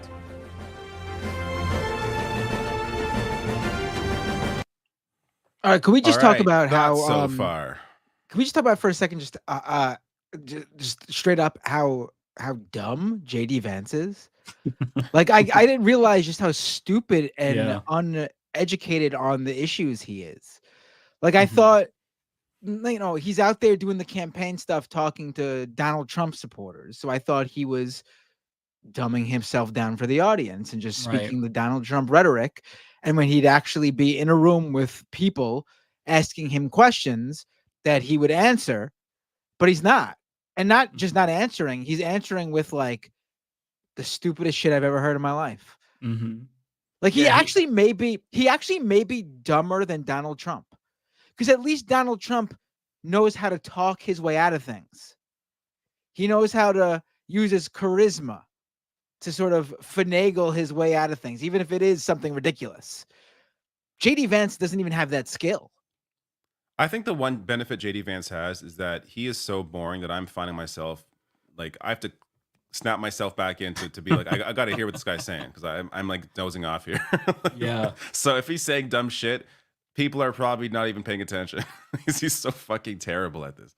Right. Yeah, I think that part of the problem with JD Vance is that he is LARPing as a Fox News pundit when he should just try to be personable as Tim Walz is being. I think that at the very, very start of the debate, JD Vance came off as more normal, seemingly, and then as the debate went on, he kind of regressed back into his Hillary Clinton-esque talking point, thumb pointing. I think Tim Walz did the opposite. He was shaky at first, in large part due to that question and his shitty answer, admittedly. But as time went on, you could tell him see that he's becoming more comfortable and whatnot. And he's he's shooting from the hip. Whereas with JD Vance, the second he's knocked off of track, he just goes back to the talking points, which is why he's repeated himself like 3 or 4 times in just that one portion on abortion, which is just so crazy. He's such a robot, and I feel like it's just so fake and phony. I actually thought, I really did think there was going to be, Tim Walz was in for trouble when JD Vance opened up. I thought it was brilliant. I saw people saying, "Oh, he's not answering the question." No, it was brilliant for him to open up by introducing himself to the audience. I really thought we were in trouble here, and I thought that was a huge stumble from Tim Walz to actually answer the question off the bat without also introducing himself to the audience, because the majority of America honestly has no idea who these two guys are, and first impressions are everything. And the first impression a lot of them are going to have with Tim Walz is him answering this foreign policy question that to a lot of people they just don't know anything about, whereas the first impression they're going to have of JD Vance is him introducing himself, giving a little backstory. I was like, oh man, if he performs like this for the whole night, we're in trouble. Yeah. But no, he didn't. In fact, right after that question, everything flipped, and Tim Walz has been hitting out of the park, and JD Vance has been horrible. I do feel like that China answer was super awkward, though. It just, Yeah. I don't even, like, for me, it's just like, what is even the point of this? Like, they clearly had to find something on both of them. Like, this was their intent, because after that, they went to JD Vance and what he said about Trump before. But like, they had to go back to 1989 about a trip where it sounds like he wasn't in China when he claims he was in China. And why that matters, I don't fucking know. That wasn't explained why any of this fucking matters. Yeah. If you ask me about a trip I took in 1989 when I was, 4 years old, I'm not gonna fucking remember anything. Like, it's just such a bizarre attempt to attack him. But all Walz had to do was be like, yeah, I misspoke. I was there later. I thought I was there when that happened. Right. Like that. But he went in this long fucking thing about it's good to go to China, and like, just don't stop talking about China. It's not helping. Right. Tim Walz should have answered that, just like you said. Tim Walz. He over-answered the question, and it made him look suspicious. Yeah. He should have just said, I was a teacher in China. I went there 35 years ago. I was off a little bit about the month I got there. I'm sorry. Yeah, right. It's not a big We deal. want to turn now to America's gun violence epidemic, the leading cause of death for children and teens. Tim Walz in can America knock this one out of the is park by if he plays his firearms. cards right. Senator Vance, you oppose most gun legislation that Democrats claim would curb gun violence. You oppose red flag gun laws and legislation to ban certain semi-automatic rifles, including AR-15s. So let me ask you, earlier this year, for the first time, the parents of a school shooter were convicted of involuntary manslaughter and sentenced to 10 years in prison. Do you think holding parents responsible could curb mass shootings? I'll give you 2 minutes. Yeah, well, Nora, on that particular case, I don't know the full details, but I certainly trust local law enforcement and local authorities to make those decisions. I think in some cases the answer is going to be yes, and in some cases the answer is going to be no. And the details really matter here, of course. For example, if a kid steals a gun, that's going to be different than if a parent hands over a gun knowing that their kid is potentially dangerous. But look, I want to just sort of speak as a father of 3 beautiful little kids, and our oldest is now in 2nd grade. And like a lot of parents, we send our kids to school with such hope and such joy and such pride at their little faces on the first day of school. And we know, unfortunately, that a lot of kids are going to experience this terrible epidemic of gun violence. And of course, our hearts go out to the families that are affected by this terrible stuff. And we do have to do better. And I think that Governor Walz and I actually probably agree that we need to do better on this. The question is just, how do we actually do it? Now, here's something that really bothers me and worries me about this epidemic of violence.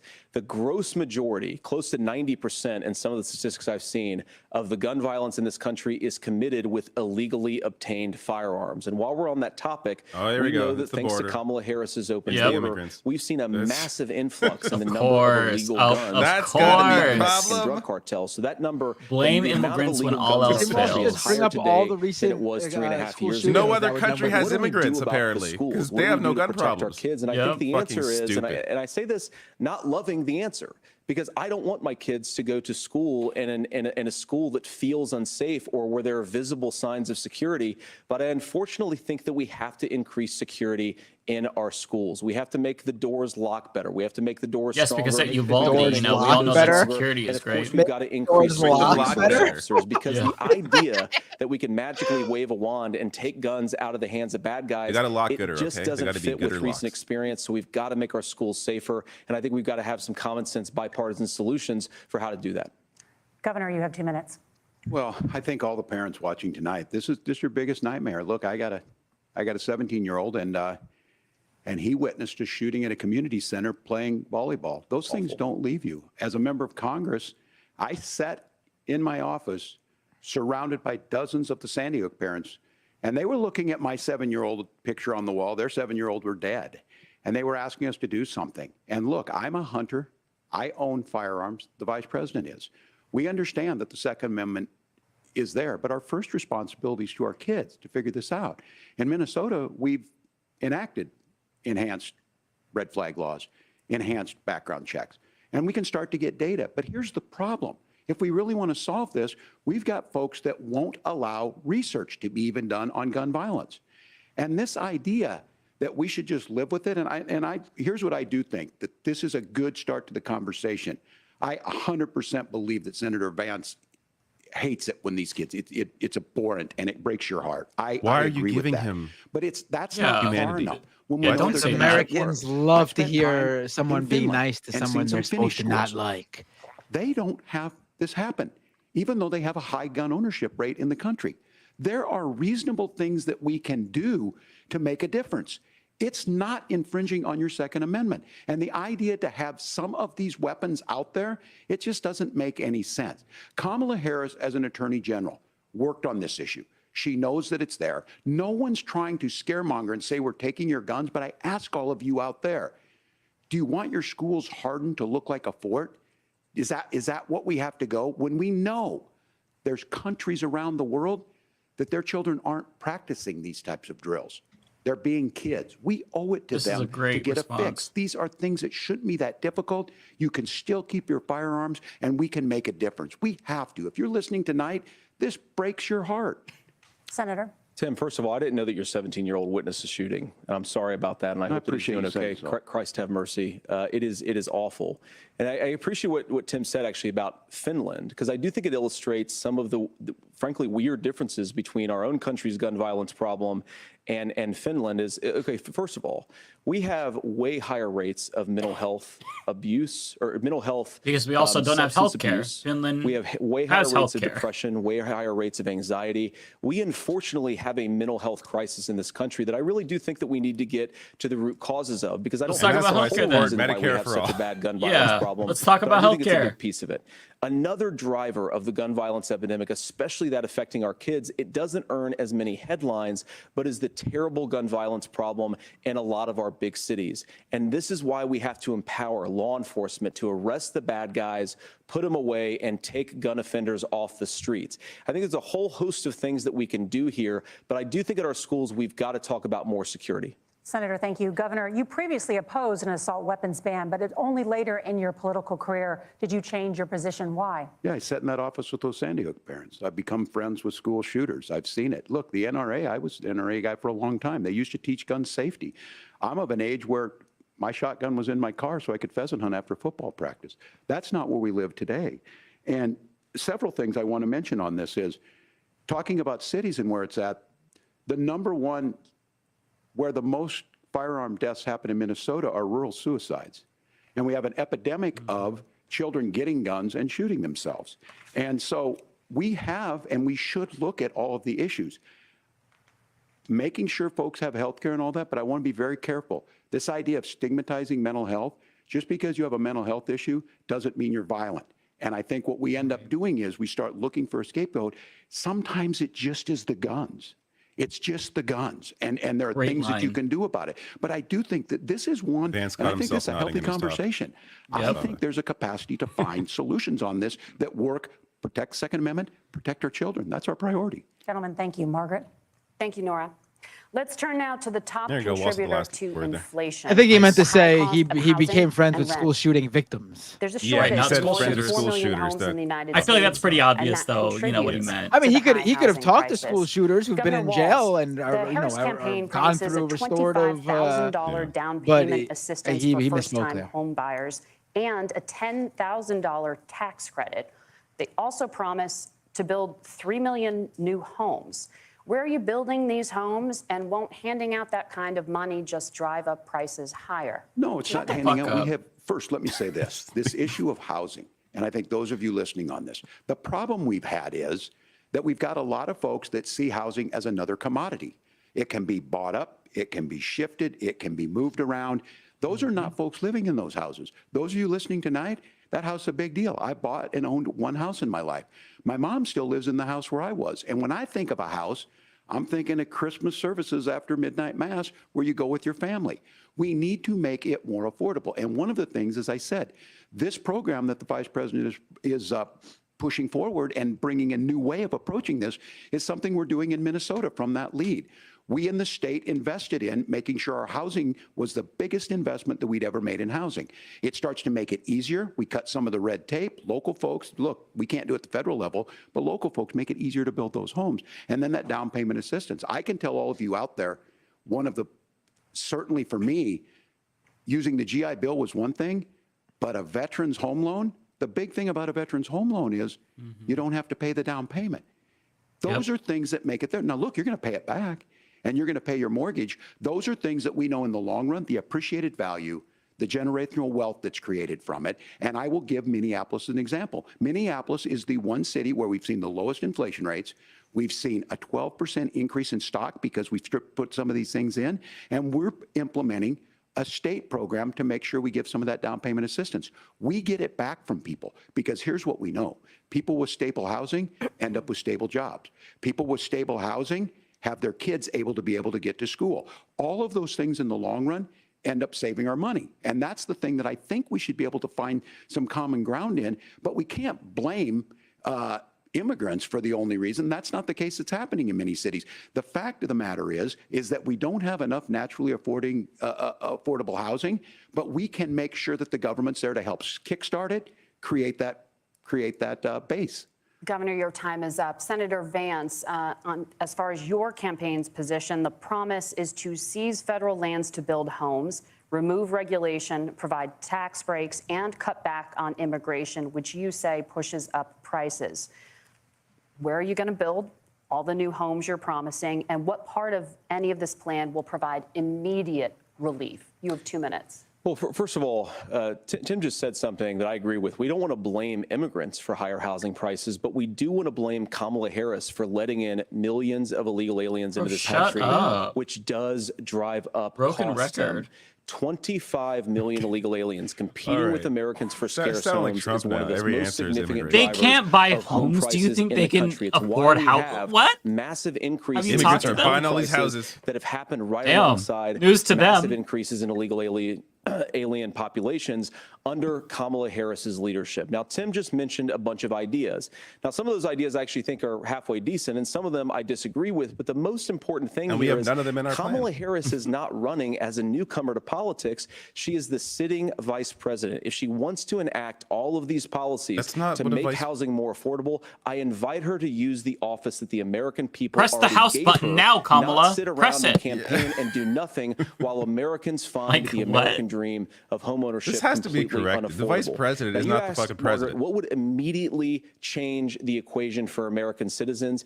If you lower energy prices, as Donald Trump says, drill, baby, drill, one of the biggest drivers of housing costs aside from illegal immigration is, think about it. If a truck driver's paying 40% more for diesel, then the lumber he's delivering to the job site to build the house is They still also can't gonna afford the become down a lot payment, more though. expensive. If we open up American energy, you will get immediate pricing release. That's not going to bring down the relief cost for of American housing. citizens. This Not, dude by doesn't know what way, the fuck he's just in talking about. housing, but in a whole host of other economic goods too.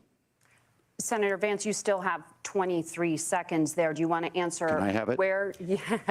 Governor, we will get to you in a moment. But Senator, where are you going to seize the federal lands? Can you clarify?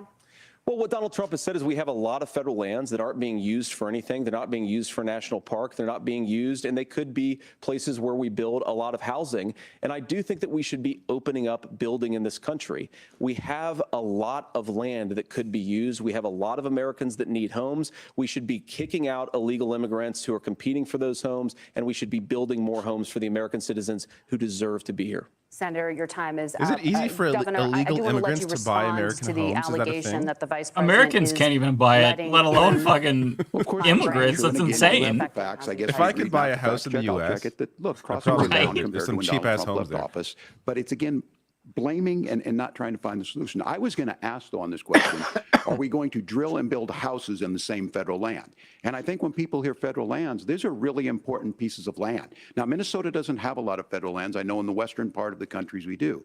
There's not a lot of federal lands in and around Minneapolis, for example. So the issue is I don't understand the federal lands issue unless we see this, and I worry about this as someone who cares deeply about our national parks and our federal lands. Look, Minnesota, we protect these things. We've got about 20% of the world's fresh water. These lands protect. They're there for a reason. They belong to all of us. But again, this is when you view housing and you view these things as commodities. Like there's a chance to make money here. Let's take this federal land and let's sell it to people for that. I think there's better ways to do this. We've seen it in Minnesota. We're able to refurbish some of these houses. We're able to make some investments. That gets people in. And I'm still on the fact on this. Economists, Senator Vance, you said you don't like the economists. Which economists are saying that it is immigrants that's adding to the cost? Governor, your time is up. But Senator, on that point, I'd like for you to clarify. There are many contributing factors to high housing costs. Just immigration. What evidence do you have that migrants are part of this problem? Well, there's a Federal Reserve study Well, that they're we're not happy to white, so share it's gotta after be the them. debate. We'll put it up on social media, actually, that really drills down on the connection between increased levels of migration, especially illegal immigration, and higher housing prices. Now, of course, Margaret, that's not the entire driver of higher housing prices. It's also the regulatory regime of Kamala Harris.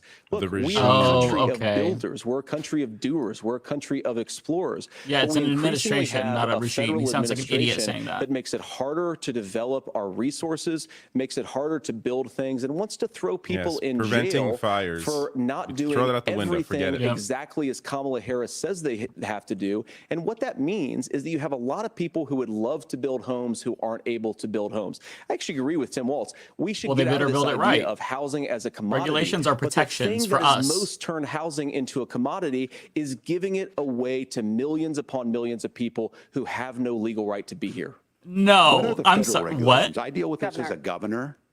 You can very quickly reply. I'm sorry. Yes, please. I get this as a governor, and I don't necessarily disagree with that in some cases, many of those are local, many of them are state. I don't know which ones are federal, but I think whenever we talk regulations, people think they can get rid of them. I think you want to be able to get out of your house in a fire. I think you want to make sure that it's fireproof and those types of things. So which are the regulations? Because the vice president's not responsible for those. Congress writes those. Governor, thank you. Gentlemen, we have a Brilliant. lot to get to. Slapping him around. I think JD Vance is happy he doesn't have to answer that question. Yeah. Thank you. One of the top problems facing Americans. He should have is the pointed high out cost one of the people on healthcare. stage right now. Healthcare. Oh my God, we're talking about healthcare Former again. President Trump was asked about Been replacing years. the Affordable Care Act. In response, he said, "I have concepts of a plan." Since then, Senator, you've talked about changing how chronically ill Americans get health insurance. Can you explain how that would work? And can you guarantee that Americans with pre-existing conditions won't pay more? I'll give you 2 minutes. Well, of course, we're going to cover Americans with pre-existing conditions. In fact, a lot of my family members have gotten health care. I believe, members of my family actually got private health insurance, at least for the first time, switched off of Medicaid onto private insurance for the first time under Donald Trump's leadership. And I think that, a lot of people have criticized this concepts of a plan remark.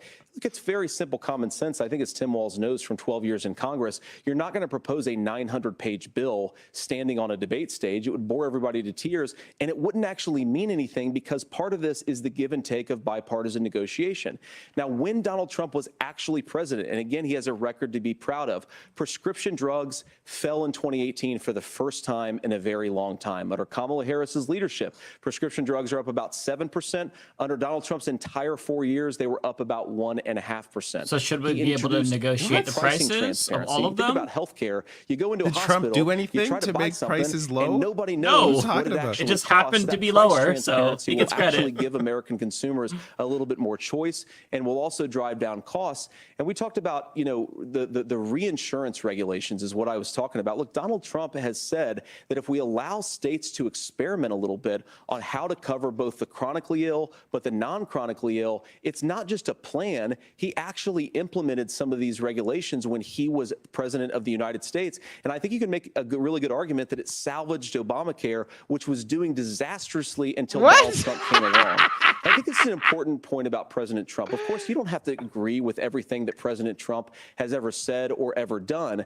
But when Obamacare was crushing under the weight of its own regulatory burden and healthcare costs, Donald Trump could have destroyed the program. Instead, he worked in a bipartisan way to ensure He destroy it. What are you talking really about? tried. What? He was one vote away from destroying it. John McCain I think saved that it. Donald Trump has earned And then he the shit on right John to McCain put in endlessly. place some better Like, what the- healthcare policies. He's earned it because he did it successfully the first time. You didn't do shit. What? So much bullshit there. Tim Walz got to hit him here. I was there at the creation of the ACA.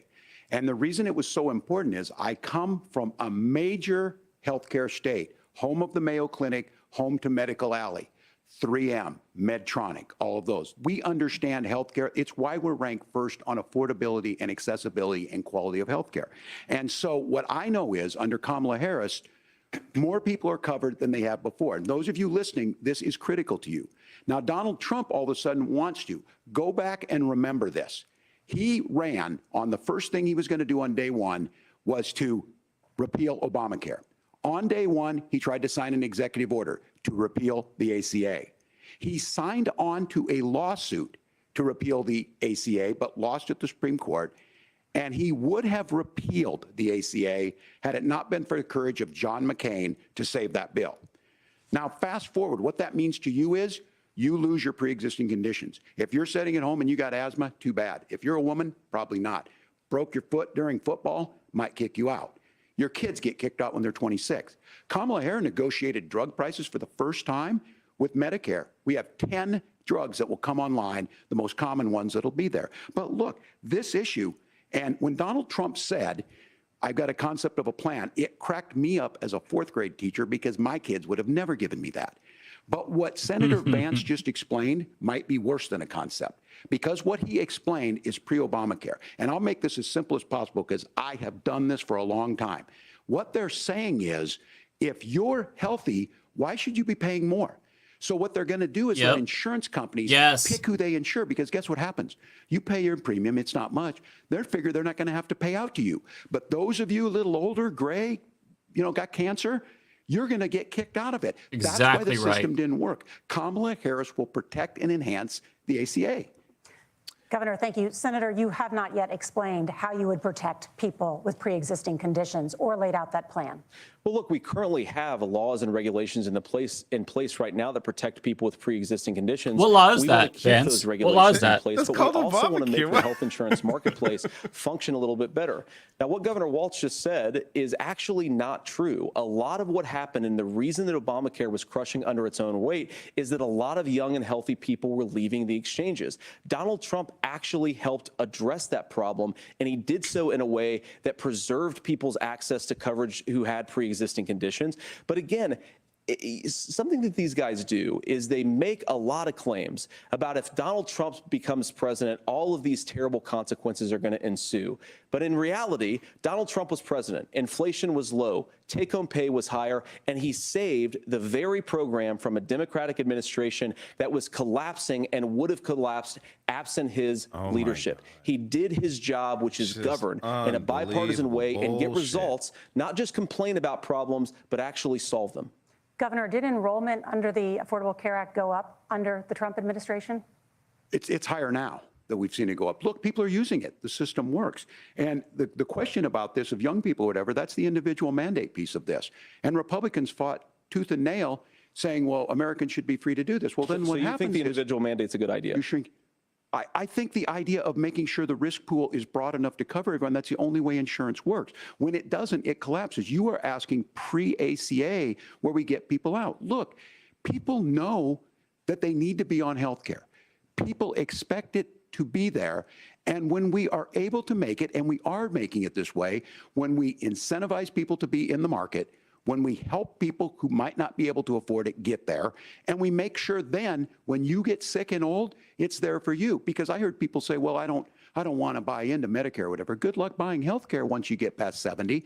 So look, the ACA works. We can continue to do better. Kamala Harris did that. The way she made everything better was negotiating those 10 drugs on Medicare for the first time in American history. Thank you. Margaret. Can I address that? I apologize. We're out of time. We have a number of subjects to discuss. Margaret. Let's talk about families in America.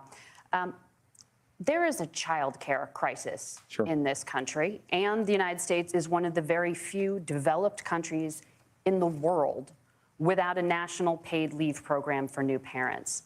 Governor Walz, you've said that if Democrats win both the White House and Congress, this is a day one priority for you. How long should employers be required to pay workers while they are home taking care of their newborns? You have 2 minutes. Yeah, well, that's negotiable, and that's what Congress worked. But here's what the deal is. Americans sitting out there right now, you may work for a big company. Look, we're home in Minnesota to some of the largest Fortune 500 companies. Kamala Harris knows that in California. Those companies provide paid family medical leave. One is, I think they're moral and they think it's a good thing, but it also keeps their employees healthy. We in Minnesota passed a paid family medical leave. You have a child, and I had to go back to work 5 days after my kids were born. This allows you to stay home a certain amount of time. What we know is that gets the child off to a better start, the family works better, we stay in their employers, we get more consistency in that. So Kamala Harris has made it a priority. We implemented it in Minnesota and we see growth. That's how you become a pro-business state. But the negotiations on it, and here's the issue, those big companies are able to offer it. Those of you out there who don't have it, just imagine what happens if you get cancer or your child gets sick. We know what happens.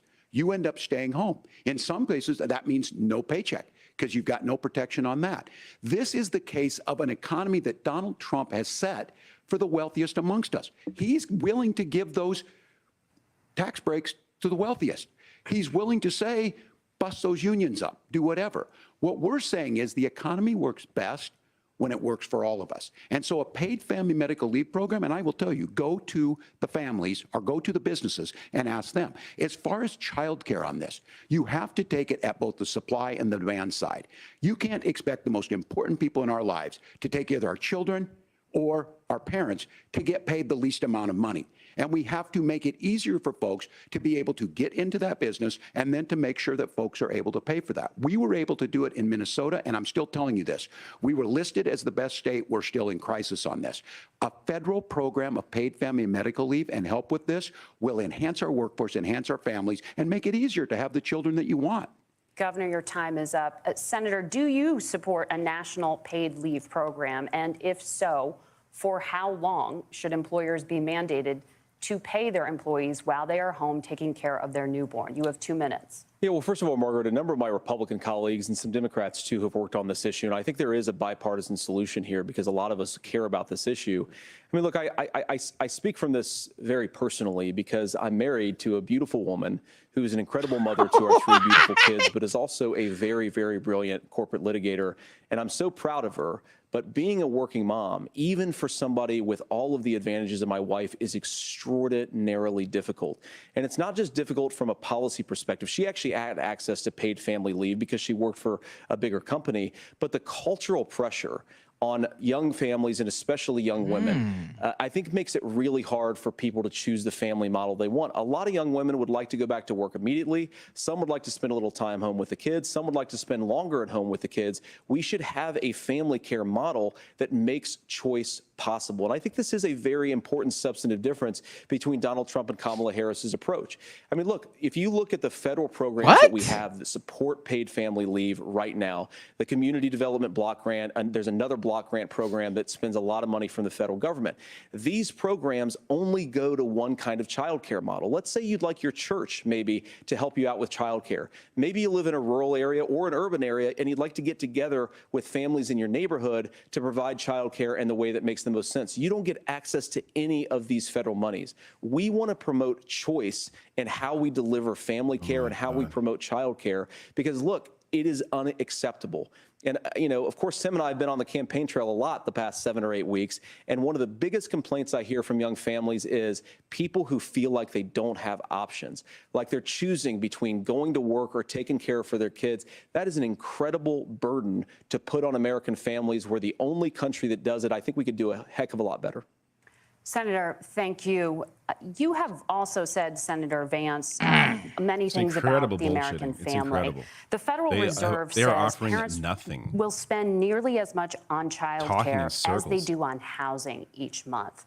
So I want to get your thoughts on this. President Trump recently said As much as childcare is talked about as being expensive, it's relatively speaking not very expensive compared to the kinds of numbers we'll be taking in. Is President Trump committed to the $5,000 per child tax credit that you have described? You have 1 minute. Well, what President Trump said, Margaret, I just want to defend my running mate here a little bit, is that we're going to be taking in a lot of money by penalizing companies for shipping jobs overseas and penalizing countries who employ slave laborers and then ship their products back into our country and undercut the wages of American workers. It's the heart of the Donald Trump economic plan.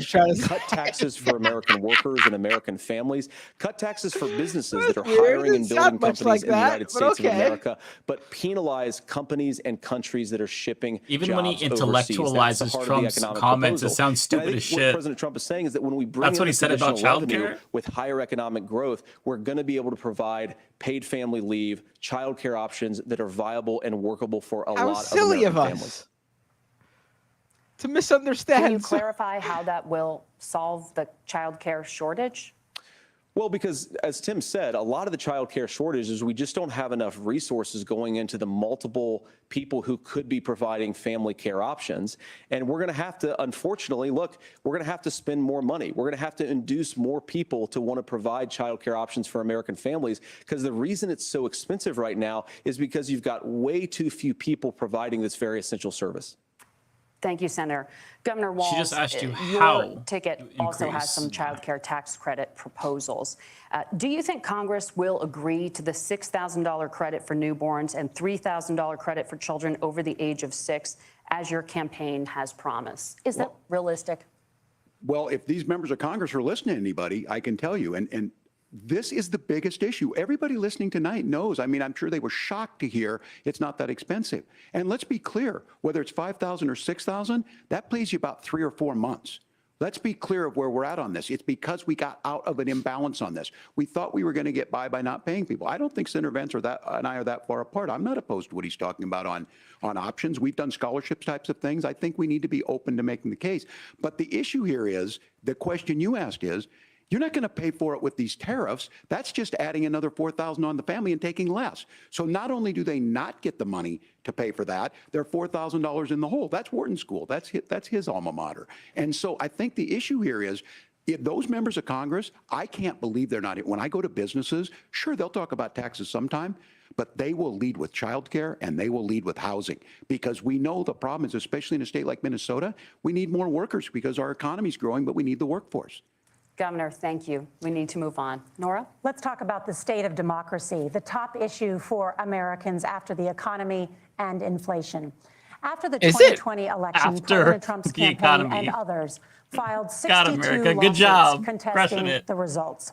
Judges, including those appointed by President Trump and other Republican presidents, looked at the evidence and said there was no widespread fraud.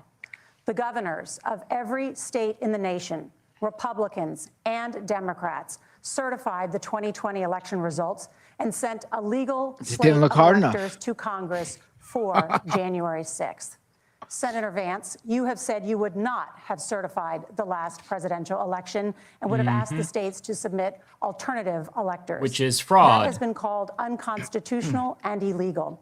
Yep. Would you again seek to challenge this year's election results, even if every governor certifies the results? I'll give you 2 minutes. Well, Nora, first of all, I think that we're focused on the future. We need to figure out how to solve the inflation crisis caused by Kamala Harris's policies, make housing affordable, make groceries affordable. And that's what we're focused on. But I want to answer your question because you did ask it.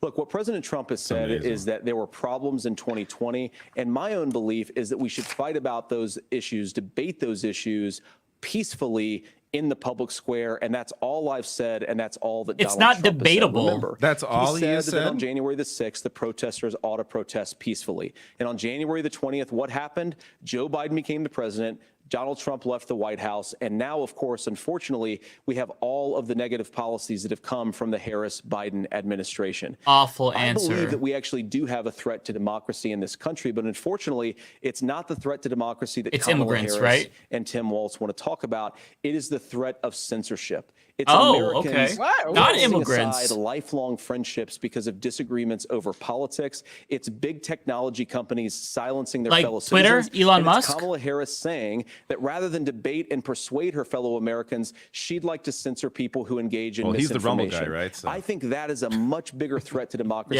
than anything that we've seen in this country in the last 4 years, in the last 40 years. Now, I'm really proud. Let's talk about especially BDS given then, I was Vance. raised by two lifelong blue-collar Democrats to have the endorsement of Bobby Kennedy Jr. and Tulsi Gabbard, lifelong leaders in the Democratic coalition. Of course, they don't agree with me and Donald Trump on every issue. Yes, we don't please have mention to agree on every issue, but we're united Brainworm and the behind a dipshit. basic American First Amendment principle that we ought to debate our differences. We ought to argue about them. We ought to try to persuade our fellow Americans. Kamala Harris is engaged in censorship at an industrial scale. She did it during COVID. She's done it over a number of other Trump issues. wants to and jail that, people me, for is a burning much the bigger threat flag. to democracy He's against than BDS. what Donald Trump said when he said that protesters Wants should to peacefully jail people protest. for criticizing Scottish justices. Fake slate of electors. Well, I've what enjoyed Trump tonight's said. debate, and I think there was a lot Yeah. of commonality. Jamal here, and should I'm just sympathetic in reply. speaking on Guys, you things, hear and I think I that? might have with, He's with the endorsed. senator, but Me there's- too, by there's Bobby one- There's one, though, but this one is troubling to me. And I say that because I think we need to tell the story. And what's her Donald family? I'm Trump forgetting her refused name. to acknowledge this. And the fact is that I Tulsi don't think you can be Gabbard. the frog in the pot and let the boiling water go up. He was very clear I that rest he my lost case. this election, and he said he didn't. 140 police officers were beaten at the Capitol that day, some with the American flag, several later died. And it wasn't just in there. In Minnesota, a group gathered on the state capitol grounds in St. Paul and said, we're marching to the governor's residence and there may be casualties. The only person there was my son and his dog, who was rushed out crying by state police. That issue and Mike Pence standing there as they were chanting, hang Mike Pence. Mike Pence made the right decision. So, Senator, it was adjudicated over and over and over. I worked with kids long enough to know, and I said as a football coach, sometimes you really want to win, but the democracy is bigger than winning an election. You shake hands, and then you try and do everything you can to help the other side win. That's what was at stake here. Now, the thing I'm most concerned about is the idea that imprisoning your political opponents, already laying the groundwork for people not accepting this. And a president's words matter. A president's words matter. People hear that. So I think this issue of settling our differences at the ballot box, shaking hands when we lose, being honest about it, but to deny what happened on January 6th, the first time in American history that a president or anyone tried to overturn a fair election and the peaceful transfer of power. And here we are 4 years later in the same boat. I will tell you this, that when this is over, we need to shake hands this election, and the winner needs to be the winner. This has got to stop. It's tearing our country apart. Margaret? Senator Vance, did you want to respond to that? Yeah, well, look, Tim, first of all, it's really rich for Democratic leaders to say that Donald Trump is a unique threat to democracy when he peacefully gave over power on January the 20th, as we have done for 250 years in this country. We're going to shake hands after this He debate tried to steal and the after this election. And of course, I hope that we win, and I think we're going to win. But if Tim They really Walz got is to the next hammer vice home. It wasn't president, just a speech. He'll have my Like, prayers, he'll have my best wishes, the and he'll fake have my slate of help electors, a whole whenever plan behind the he wants scenes. it. But we have to remember that for years in this country, Democrats protested the results of elections. Hillary Clinton in 2016 said that Donald Trump had the election stolen by Vladimir Putin because the Russians she still bought like conceded, though. That's a $500,000 false worth of equivalence. Facebook ads. This She was has been going insufferable, on but for she a long conceded. time. And if we She want to had say no that fake slate we of need to electors. respect the results of the election, I'm on board. But if we want to say, as Tim Walz is saying, that this is just a problem that Republicans have had, I don't buy that. Oh my God. Governor. January 6th was not Facebook ads. And I think a revisionist history on this. Look, I don't understand how we got to this point. But the issue was that happened. Donald Trump can do it. And all of us say there's no place for this. It has massive repercussions. This idea that there's censorship to stop people from threatening to kill someone, threatening to do something, that's not censorship. Censorship is book banning. We've seen that. We've seen that brought up. I just think for everyone tonight, and I'm going to thank Senator Vance, I think this is the conversation they want to hear. And I think there's a lot of agreement, but this is one that we are miles apart on. This was a threat to our democracy in a way that we had not seen. And it manifested itself because of Donald Trump's inability to say. He is still saying he didn't lose the election. I would just ask that. Did he lose the 2020 election? Tim, I'm focused on the future. Did Kamala Harris censor Americans from speaking their mind in the wake of the 2020 COVID situation? That is all you have to do is say yes. Non-answer. Has she? It's a damning non-answer for you to not talk about censorship. Obviously, He just Donald Trump finished is talking talking about it. 2020. We've talked about it. Embarrassing. I'm happy to talk about it further. But you guys attack us for not believing in democracy. The most He's gotta sacred reply right again. under the United States democracy Yeah. is the First Amendment. You yourself have said there's no First Amendment right to misinformation. Kamala Harris wants to use the threatening or power hate of speech. government and big No, tech don't to fall silence into his people what from is the speaking topic. their Yeah, minds. don't talk about That is a this. threat to The fact that he democracy didn't will answer the long question. outlive this present political moment. I would like Democrats and Republicans to both reject censorship. Let's persuade one another. Let's argue about ideas, and then let's come So do together. you condemn bullshit. anti-BDS You yell laws? fire in a crowded theater. That's the test. Don't That's the fall Supreme into Court his- test. don't Tim, fall into his fire in a discussion. crowded theater. You guys wanted to kick No. people off of Facebook. What are you doing? For saying that toddlers shouldn't Senator, wear the governor masks. does That's He not didn't far answer off. the Fire in question. a crowded theater. That is criticizing the policies of the government, which is the right of every American. Senator, the governor does have the floor for 1 minute to Please. respond to you. Yeah. Well, I don't run Facebook. What I do know is I see a candidate out there who refused, and now again, and this I'm pretty shocked by this. He lost the election. This is not a debate. It's not anything anywhere other than in Donald Trump's world. Because look, when Mike Pence made that decision to certify that election, that's why Mike Pence isn't on this stage.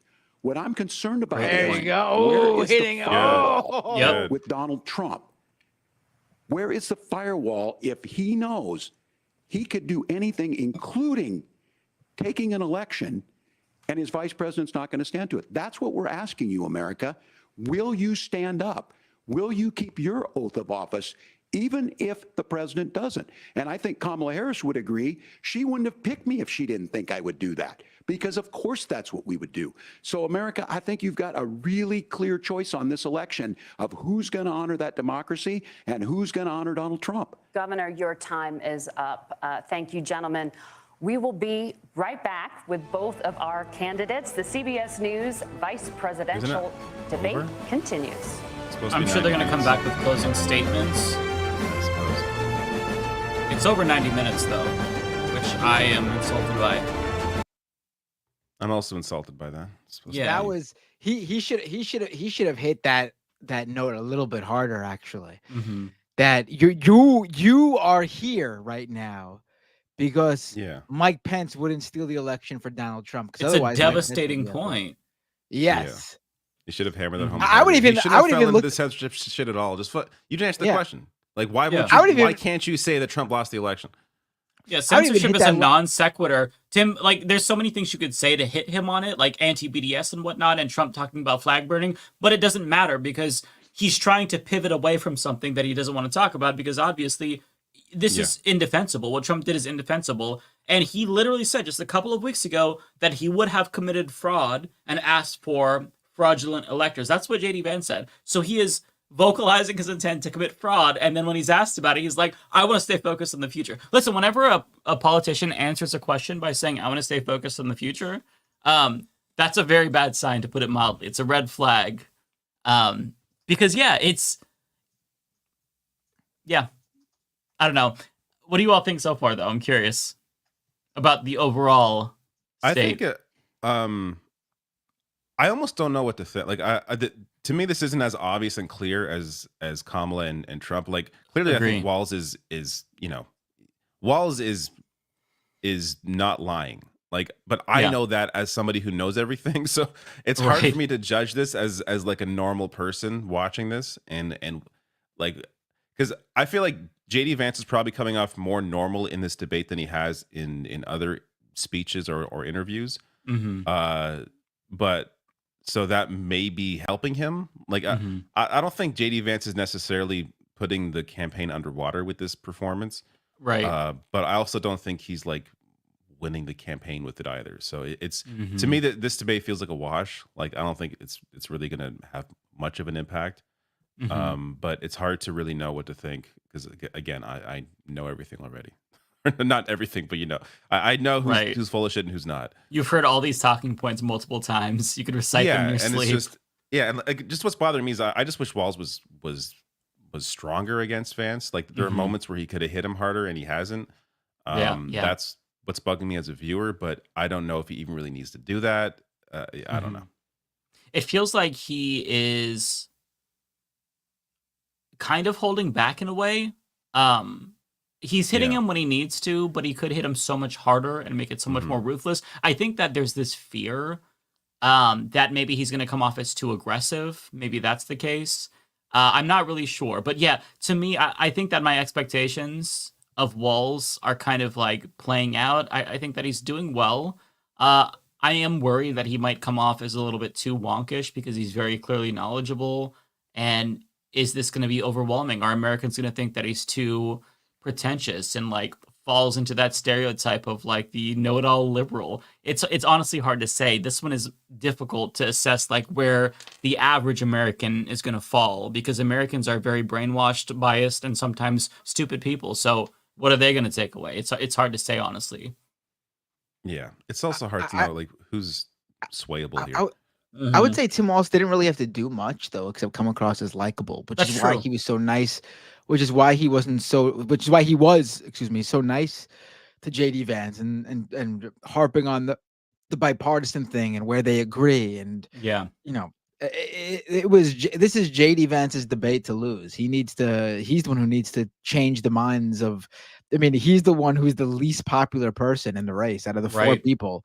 He is the one who's even. Yeah, I mean, it's his debate to lose.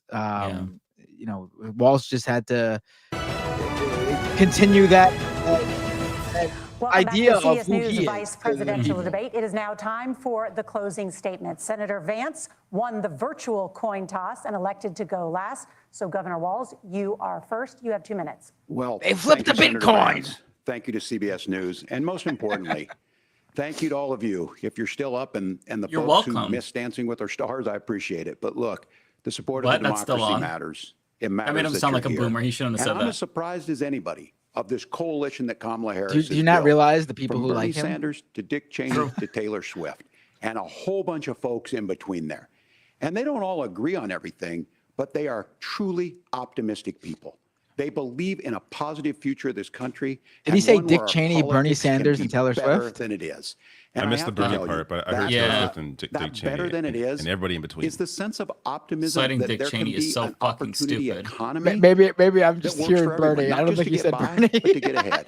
And the idea that freedom really means something. Not the freedom of government to be in your bedroom or You should exam mention room, Bernie. but the freedom for you to make choices about yourself. Now, look, we all know who Donald Trump is. He's told us, and as Maya Angelou said, believe him when he told you that. His first inaugural address talked about American carnage, and then he spent 4 years trying to maybe do that. Senator Vance tonight made it clear he will stand with Donald Trump's agenda. He will continue to push down that road. Excuse me. Kamala Harris gives us a different option. Now, I'll have to tell you, I'm going to be careful about the quotes, but there's one that Senator Vance said that does resonate with me. He said, Donald Trump makes the people I care about afraid. A lot of America feels that way. We don't need to be afraid. Franklin Roosevelt was right. All we have to fear is fear itself. Kamala Harris is bringing us a new way forward. She's bringing us a politics of joy. She's bringing real solutions for the middle class, and she's centering you at the heart of that. All the while asking everyone, join this movement, make your voices heard. Let's look for a new day where everybody gets that opportunity and everybody gets a chance to thrive. I humbly ask for your vote on November 5th for Kamala Harris. Governor Walz, thank you. Senator Vance, your closing statement. Well, I want to thank Governor Walz, you folks at CBS, and of course the American people for tuning in this evening. And one of the issues we didn't talk about was energy. And I remember when I was being There's raised just so by my something grandmother, off about how this when guy she didn't looks. have enough money to turn on the heat some nights because the Ohio eyeliner. gets pretty cold at night and because money was often very tight. And I believe, as a person who wants to be your next vice president, that we are a rich and prosperous enough country where every American, whether they're rich or poor, ought to be able to turn on their heat in the middle of a cold winter night. That's gotten more difficult thanks to Kamala Harris's energy policies. I believe that whether you're rich or poor, you ought to be able to afford a nice meal for your family. That's gotten harder because of Kamala Harris's policies. I believe that whether you're rich or poor, you ought to be able to afford to buy a house. You ought to be able to live in safe neighborhoods. You ought to not have your communities flooded with fentanyl. And that, too, has gotten harder with Kamala because of Kamala Harris's They have no policies. policies to address any of these I've been in problems. politics long enough to do what Kamala Harris does when she stands before the American people and says that on day one, she's going to work on all these challenges I just listed. She's been the vice president for 3.5 years. Day one was 1,400 days ago, and her policies have made these problems worse. Now, I believe that we have the most beautiful country in the world. I meet people on the campaign trail who can't afford food, but have the grace and generosity to ask me how I'm doing and to tell me they're praying for my family. What that has taught me is that we have the greatest country, the most beautiful country, the most incredible people anywhere in the world. But they're not going to be able to achieve. I'm starving right now, but it's so nice to full meet you, sir. I can't wait to see you with the cut broken taxes for leadership rich that we have people. in Washington. They're not going to be able to live their Gotta go American before I dream die. if we do the same thing that we've been doing for the last 3.5 years. We need change. We need a new direction. We need a president who has already done this once before and did it well. Please vote for Donald Trump. And They're just whether you betting on vote for me amnesia or at vote this for point, Tim like- Walz, I just want to say, And that's I'm a so great proud bet, to be doing honestly. this, and I'm rooting for you. God bless you and good night. Senator Vance, thank you. And thank you both for participating in the only vice presidential debate of this election cycle. I'm Margaret Brennan. And I'm Nora O'Donnell. And a reminder, there are just 35 days until Election Day. Please Oh my be God, safe. really? And Don't remind for me. all of us Shit. here at CBS News, thank you and good night. Good night. Okay. Bye, Marge. I believe that Tim Walz won, but it definitely was not the blowout that we saw with Kamala Harris. And ultimately, even though I think that Tim Walz performed better, I think that this probably isn't going to move the needle in either direction. I think that JD Vance had a really monumental task ahead of him, and that was to come off as likable, since he is the least likable person in the race currently, according to favorability ratings. I don't think he delivered that. I think that at the start, he looked really confident and strong and tried to appear normal, but like throughout the debate, little by little, he unraveled. He couldn't answer questions, whereas Tim Walz did answer the questions, and he explained it really well, and he has the advantage of coming from a state that's very successful, and he's the governor of that state. So he can speak to policies. He can cut through the bullshit, the fear-mongering, because he has that executive experience. So overall, Tim Walz won. It wasn't the knockout punch that I was hoping for, in my opinion, but nonetheless, I feel like this is probably going to be a bit of a wash. I don't know what you all think. I mean, I just don't think that they went in it the same way. Harris, as a woman and facing Trump, had to come across in a different way, based on the public perception of her, and that Tim Walz had to come into this with a different strategy based on the public perception of him. There was no reason for him to go in and destroy JD Vance. That's not his gimmick. That's not his new facade that they have him with, where he's the friendly Midwestern American. He's the guy who is the cliche middle America guy, but he's a Democrat. That's the Right. that's the Didn't see that's that the M. coming. Night Wow. Shyamalan swerve there. That's his eyes. I don't think they want him to go in and destroy Vance. They wanted him to go out there as like the guy who the America that isn't comfortable with Kamala will be comfortable in the soothing arms of America's daddy, Tim Walz. That's what. That's literally what his role is. Yeah. Right. No, I think you're right. I think he did what he needed to do. Like, it's just, obviously I'm not the right audience for this debate. Like, I wanted to see different. I wanted to see blood. Like, I wanted to see some cheeks get clapped. Yeah. Like I was hoping for something Then- more, but clearly Then you're you need right. to He hope went in for there with a different Kamala. strategy. You need to hope for a Kamala JD Vance debate, and then she'll spread them. Oh, I would Yeah. love to see Kamala go. I was going to Clap say that happened JD before. Vance, That as didn't Mike happen would before, but that was say. Pence. As Mike would say, Clap you them want to see cheeks. Kamala clap JD Vance's cheeks. Metaphorically, people. No, to David's point, I agree. It does feel like Walz was holding back And that did frustrate me because I think that there's so much ammunition that he has. We didn't even bring up the the single cat lady comment, which has driven down his support. I think that Tim Walz should have found some way to shoehorn that in. There's little missed opportunities here and there that I think that Walz could have capitalized on. Having said that, though, I think that he did a good job at responding to attacks from JD Vance, but he wasn't really on the offensive that much of this debate. But he could have put JD Vance on the, or I should say he wasn't on the defensive, but he should have put JD Vance on the defensive more, but he really didn't. He kind of let him get away with some of it. Although, like, it wasn't like he got away with too much. I think that last part of the debate where JD Vance was asked, like, would you, or do you think that Donald Trump lost the 2020 election? And he said, I'm looking towards the future. That was probably the most devastating part of the debate. And that's going to be a sticking point for sure, because democracy is, I guess, the second most important issue after the economy and inflation, according to the CBS hosts. So I think that that's something that is probably going to be cut into an ad, rightfully so, by the Kamala team. Aside from that, though, it's a VP debate. These typically don't matter that much, but the caveat is that when the race is this close, it could have. And I feel part of me thinks that this was a little bit of a missed opportunity. I get what Matt is saying, and I think he's correct, but I wish that Walz just went a little bit harder, turned up the heat just a tiny bit more, because again, there's so much to work with JD Vance. Yeah, he was also like, I get going in and wanting to seem like the nice guy as Tim Walz, but when JD Vance is sort of recouping some of the support that he has lost, when he's out there polishing his image, you can't just let him continue doing that. Like, you got to undercut him. Like that's when you change strategy. It's like, no, actually, I got to hit you now, because you are coming off as more likable, because you're like, oh, I agree with Tim Walz on this, and oh, actually, Trump isn't that bad. Like they didn't say it that way, but the way JD Vance was able to dance around a lot of these topics and come off as somebody who I think to the average person at least appears to be more competent.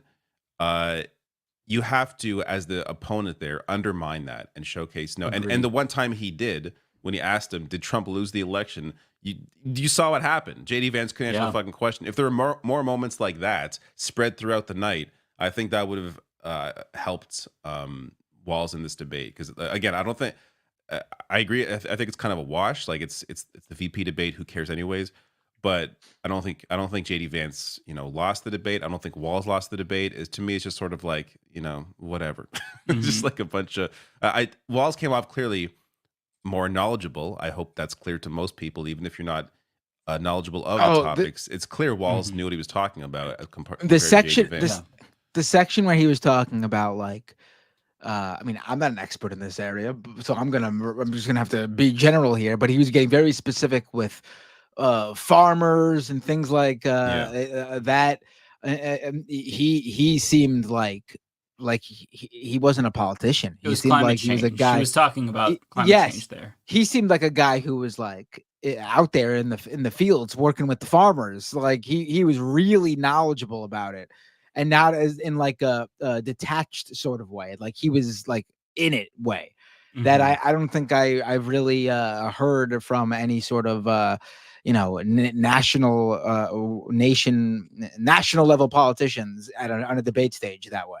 Yeah, he was really good on that, and I think that's going to resonate with the people who that needs to resonate with. But all in all, it is a VP debate. People aren't voting based on the VP. Although Vance is so unlikable, maybe there are going to be at least a few people. Yeah, that's possible.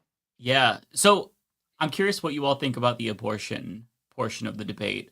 I think that, to me, it was important that they focused on JD Vance's extremism a little bit, but there was so much more. I hate that Walz did not bring up that he supported a national ban with no exceptions. Like, he is the most extreme on this issue, and I kind of feel like he got away with it. He didn't do well. Of course, it was a devastating portion of the debate for JD Vance, but I feel like there was so much more. I just feel like, Mike, overall, it's not an abortion ban; it's an abortion standard. Okay, that's true. He didn't support an abortion. I forgot about that. So it was kind of brought up, but he just like, oh, right. Not a ban. It was a standard. Okay. I just support standards that apply to all 50 states. Okay, minimum requirements. Okay, but it's not a national ban. Yeah, that was funny. I forgot about that. It's just here's the problem with JD Vance. He is the Republican equivalent of Hillary Clinton, and it was obvious what he was trying to do. He was trying to come off as this affable, likable person, even agreeable at times with Tim Walz. And Tim Walz needed to not take that bait. He needed to be a little bit more aggressive, just a little bit more aggressive, not be affable in response and say, well, I agree with you here as well. And to be fair, Tim Walz mostly did that with like the old quotes from JD Vance that were negative about Donald Trump. But I just feel like you're kind of playing into what he wants by doing that. And again, I'm being overly critical here when I don't feel like I need to be, because I don't think that the debate is going to be that consequential. But I just feel like maybe I set my expectations a bit too high for Tim Walz. I think he's great. He's a phenomenal orator.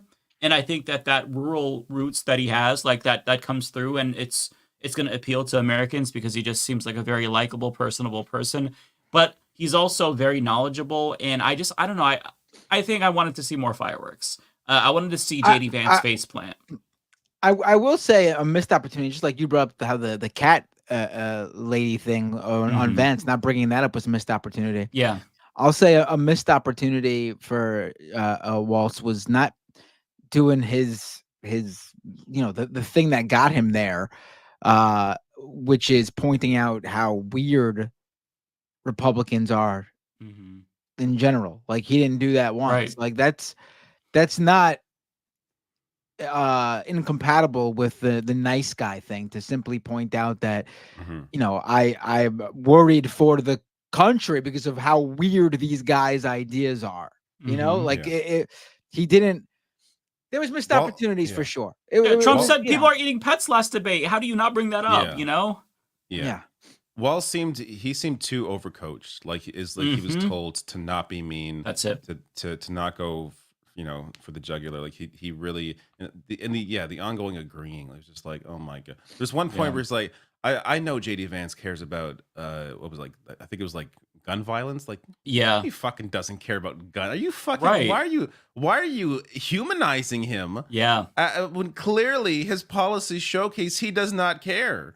Yeah. It's just there was no need to go out of. It's one thing to like be just non-confrontational. It's another to humanize your opponent. I don't think that benefits Walz. Like, I don't know, not at all. Binder, you thought it was a good thing that he's like agreeing with them, like that Americans like that. I mean, but doesn't that help Vance look better though? No, I mean, he didn't say he agreed with him. A lot of the things he said were like, I agree with like we agree on the problem, but not like the solution. I think I don't think Vance America cares about gun violence at all. Yeah, of course, they were obviously he was overdoing it. You don't got to do it all like it was too much. But yes, America likes to hear bipartisanship. It's the dumbest thing imaginable, because what they actually want is the most partisan things imaginable. But they like this stupid fucking vague idea. They want a good ass show. Bipartisanship. Yes. They want they like it's but it is what it is. And I do think I think he overdid it. But he needed to do JD it. Vance, he needed to do it to a point. Yeah, I feel like you need to do that, and that's true. Yeah, it's kind of an antiquated way of thinking, because we're in the Trump era now, where we're talking about fascists, and JD Vance would never humanize the people he's demonizing in the way that he gets to be humanized by his opponents. Like, he talked about Haitian immigrants and said that he had to create stories, and I'm glad that Tim Walz brought that up, but he also said he was going to still continue to call them illegal immigrants, even though they're literally here legally. And then, as you saw, he like had a fit when he couldn't explain how no, they're actually only here legally because of a program from Kamala Harris. They're here legally, period. So like, how they are here legally doesn't matter, because you say that legal immigration is not the problem, it's illegal immigration, but you're kind of contradicting yourself here and kind of showing your cards, because you're saying, well, maybe it's about the people, maybe it's because they're black. Like, that's the subtext here. So that's why I do feel a little bit frustrated that Walz did not go balls to the walls, pun intended. But at the end of the day, he didn't do bad. I think he did a good job I worry that he maybe comes off as a little bit wonky, but I think maybe that's canceled out by the folksy appeal. It's hard to gauge what Americans will think about this. I have to talk to like some of my my normie friends and family members who don't follow politics as closely, because their takeaway is probably going to be what other Americans think, because for us, our brains are just too rotted from consuming politics nonstop. So to me, I can watch that and say, yes, Tim Walz did great. He could have done better. But what's the average person going to think? I don't think that they're going to like JD Vance, because he still came off as a very slimy politician. And that was really noticeable, especially towards the end, when he just like shamelessly dodged that question. I'm going to look to the future. That is not something you want to say about something this serious. And the fact that he didn't prepare for a better response to that is really embarrassing. Yeah. And I do think that China answer was so bad from Walz. It was just like, what? It Why was, are you talking yeah. for 10 minutes about China? It's fucking like, just answer the goddamn question. The trip was 30 fucking years ago. I forgot. Like, I forgot when I was right. there. And I was there in the, what was it? The aftermath of the Tiananmen Square, like whatever. Like it felt like I was there at the time because it happened around the same time. Like, who fucking cares? This is such a weird question. But again, if they're going to ask the question, you got to be ready to answer just honestly and quickly. When something like that is brought up, it's just bizarre. Yeah, it was giving the 2020 debate when the moderators were trying to bring up Bernie Sanders' comments he made about Cuban's healthcare system or something, or when he visited the Soviet Union for his honeymoon or some shit. You know what I mean? Where it's visited the Soviet Union, Mr. Sanders. I don't give a fuck. Like, why am I supposed to care about this? But yeah, I agree with you, David. I think that Walz was trying to over-explain, but by over-explaining, he ended up looking a little bit sus when he doesn't need to feel. Yeah. He doesn't need to feel worried about this because it doesn't. None of us care about this. It came off as like defensive when it didn't. Exactly. Yeah, nobody gives a shit. Like, I don't give a fuck about this. Like, okay, what time was he in China? But now when people was care he not more. in China? Like, that would have been a forgettable moment if he just answered it quickly. Now it's like people will remember the weirdness when he had to. I think you're over. Overdoing it too. I don't think anyone's it was just weird. The whole thing was weird. The whole question was think weird. about why this was asked in the first place, because Republicans are insinuating that this man is a fucking communist Maoist. He was in China, so he has some loyalty to the Chinese Communist Party. Like, that's the implication of this. Why the fuck is CBS buying? Like, they know that's bullshit. Yeah. Like, it goes to show you they had nothing else to criticize him for, so they had to appear, impartial. 1989. They had to go back to 1989. Yeah. And CNN has ran the story about the China thing. That's why they covered it. Of course CNN did. Today, yes. Oh, okay. Okay. Well, good job, CNN. That's some real hard-hitting journalism. What is that a fucking story? I don't understand why it matters. Yeah, it's more controversial to me that Trump is praising the current Hungarian dictator and going there and, chumming it up with him. There are probably 200 more controversial things that JD Vance has said or done, or inconsistencies in what he has said that were not brought up, that are much worse than mistaking when you went to China. Weird. Like, it's so strange. Anyways, I have no super chats because I have no super chats on this channel, so I'm going to jump off. You all can enjoy your super chats tonight. You got all the money. There's not that many, honestly. Yeah, there's not. We'll be out of here pretty quickly. Unless people want us to stay by dropping more super chats, and then, oh no, I'll be forced to stay. Please don't do that, everybody. I got to sell your damn face on Thursday, so I'm not going to be here too much longer. I'll see you all again in 2 days. Right, David. Take care, David. Take care. Have a great night. You too. Okay, I'm just going to go ahead and read mine, and then I'll stop when it comes to one of yours and let you read that. Sounds good. Okay, so I'm going to skip the first 3. Thank you, Bobby, for becoming a new member. Also, thank you to Logic Bees for becoming a new member. We got 2 for you from Tunbosin. Here's the first one. Tunbosin with 2 super chats. Yeah, he's not going to be answering questions directly. JD, like, what topsoil? Yep. Fritza Jacques, thank you for the $1.99. Naturally, immigrants are responsible for bad things. Oh, well, of course. If you stub your toe, you know who to blame. Immigrants, of course. CS Coolidge, $5. Thank you. If immigrants are truly supplying the guns, how was it that native-born parents have been convicted for it? Right. Yeah, maybe they got it from immigrants, because you always have to blame immigrants for literally everything. Fritza with another $1.99. They are going to twist that answer like a pretzel. Yeah, I think maybe Frida is referring to...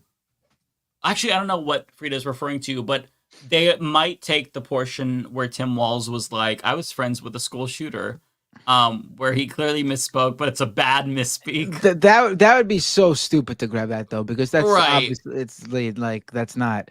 You grab a misspoken thing when like they talk backwards on a policy.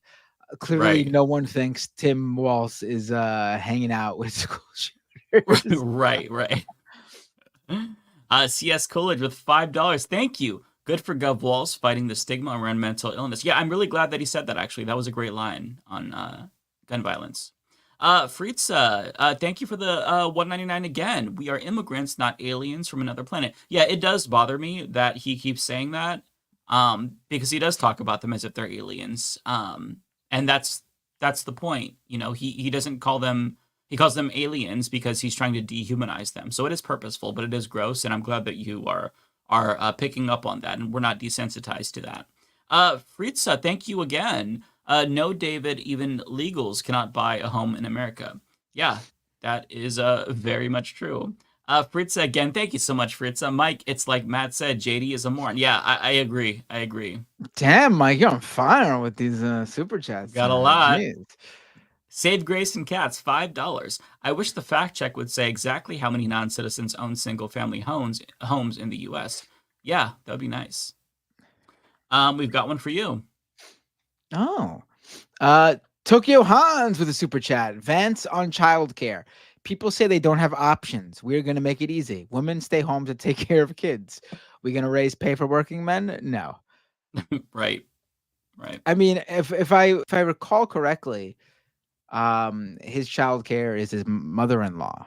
Like that's what happened. Like that's what he also came out and said. That's what he believes, that what was it, his thing, menopausal women's role are to take care of children. He said something like that, where that was like their Christ almighty. I mean, yeah, I don't know what the exact verbiage was, but he said it in a really fucked up and demeaning way, where it's like, no, that's their purpose of the menopausal women in this country. They should take care of their grandchildren. It just, the way he said it was very gross. Yes. Sakti with $5. Guys, there's been a mass shooting in Tel Aviv. I've not heard about this yet. I will have to look into that. That was a long time ago. Well, it was earlier today. It was earlier today. Oh, okay. I did not pick up on this. I did my video on Iran and then Israel invading Lebanon, and then I did not look at anything online after that. So I'll have to look into that. Fritza with $4.99. Thank you so much, Fritza. The moderator should have had a follow-up question for the bogus childcare answer. It was a perfect opportunity for the childless cat lady comment. Yeah, absolutely.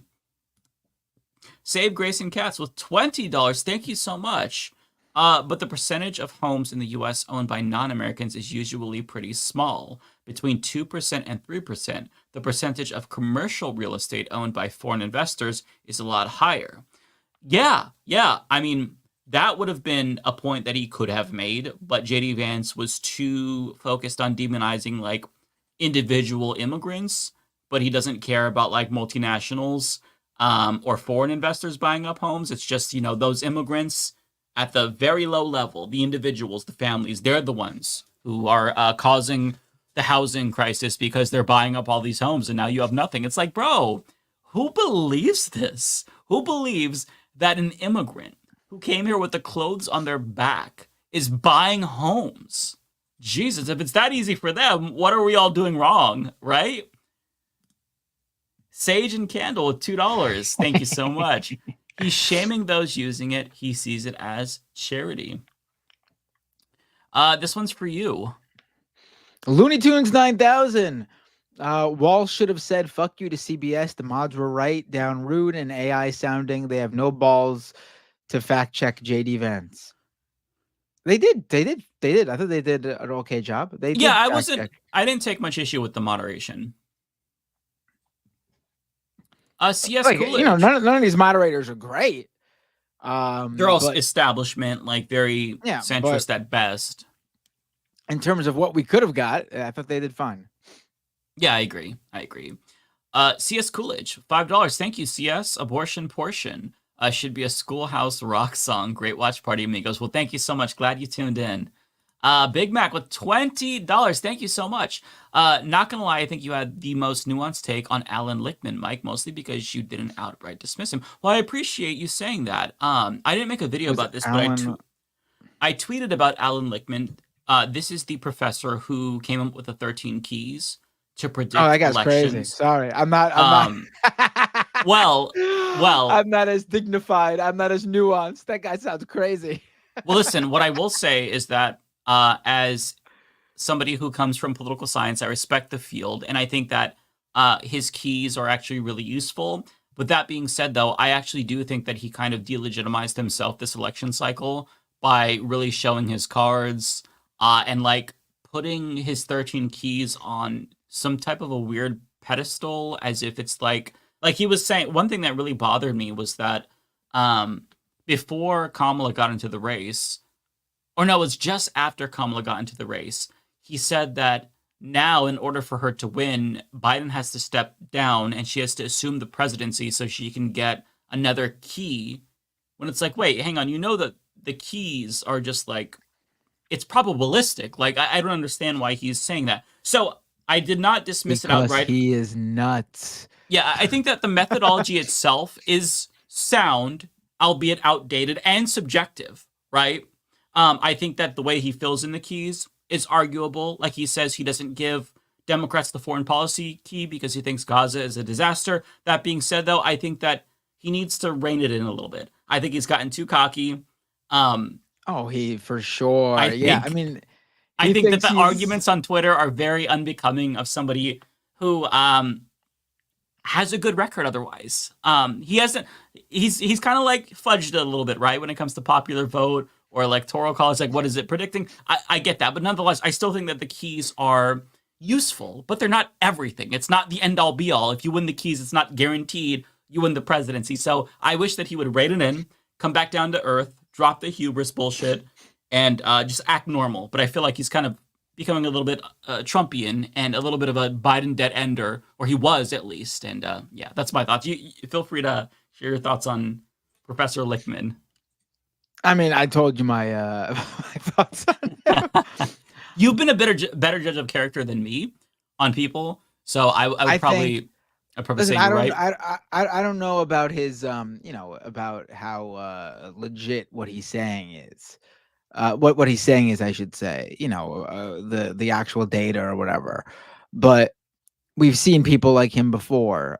Nate Silver's a great example of people who think very highly of themselves, right, and become so cocky and full of themselves that they make a mockery of what they do. And I think this guy has gone that route. If he was ever serious, I don't really know him too much, so I didn't know him. Unlike Nate Silver, I am not familiar with his work from before he went this route. So to me, he's just he's out. That's your first impression, yeah. Yeah, and that's his fucking fault, because before Biden dropped out, he was saying, no, he can't drop out. Biden is going to win because he has the keys. And it's like, you have to stop. I don't like that he disregards polling as well. But I mean, like, look, there's so many of these predictors with great track records. There's the fucking cookie poll, where I don't know where the store's at, where you buy a cookie of each candidate, and they've apparently predicted, like, in this town where they sell cookies, the chat can help me out.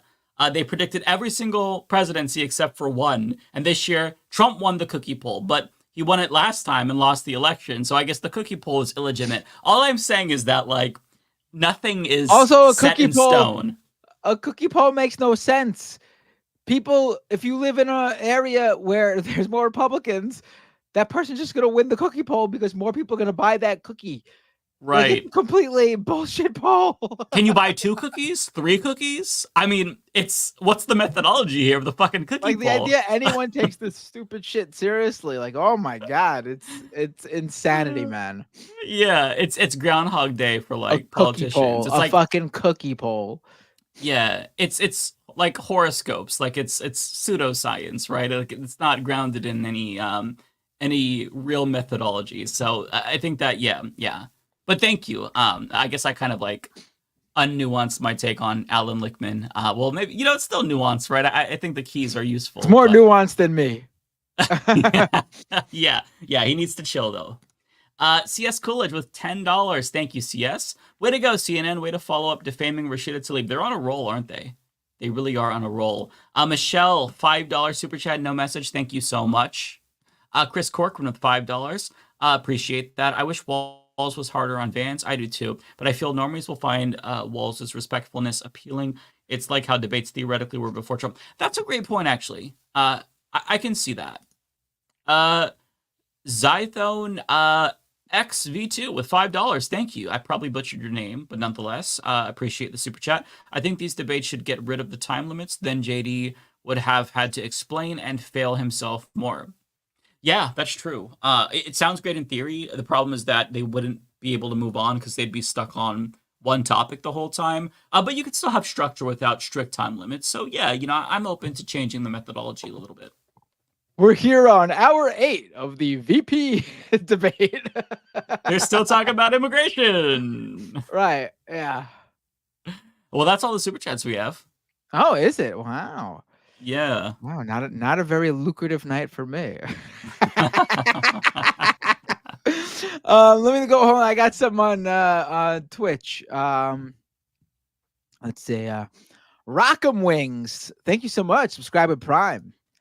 And Robot Monkey Cat resubscribed for 24 months at Tier 1. They've been subscribed for 35 months. Wow. I'm pretty sure JD Vance is either an android or an extraterrestrial in a human skin suit. Whatever the case, he has no concept of emotions and only has the one speaking mode. Yeah, he was very JD Vance tonight. I don't know what this is. He was just... Yeah, he was that rehearsed politician, the thumb pointer, the phony. It was giving Hillary Clinton. He wasn't as bad as Ron DeSantis. I'll give him that. Nonetheless, still very fake and phony sounding, and I think that's going to be picked up on by regular viewers. Right, but how about those Mets? That was my big story for the past 2 days. New York Mets. Oh my God. Good or bad? Good. Okay. I'm not plugged into this world, so that's good. Yeah. I'm not even a big baseball fan. I'm just a really big Mets fan. Oh, because okay. they're as close to like the hometown team as you can get. Like I can walk to Citi Field. Yeah, man. If you want to hear the story, if you're not familiar with baseball, I played t-ball as a kid, so I used to be a pretty big star. I had my own baseball card and everything. So yeah, so Mets and Diamondbacks and the Braves were all basically tied. 3 teams trying to get the last 2 wild card spots to get into the playoffs. And the Mets and the Braves had this game yesterday that was, oh my God, so good. Probably the best baseball game, or at least one of the best baseball games I've ever seen. And the Mets won, made it to the playoffs. And then today, they beat the Brewers. They got to just win one more and they move on to the next round. Oh my God, they're doing so good. I can't believe it. The Mets, baby. Last time they won the World Series was the year I was born. So no kidding. I'm calling it right now. Mets, the New York Mets 2024 World Series champs. Book it right now, baby. Book it right now. Nice. We did get 2 more super chats in. We've got you mean you got 2 more.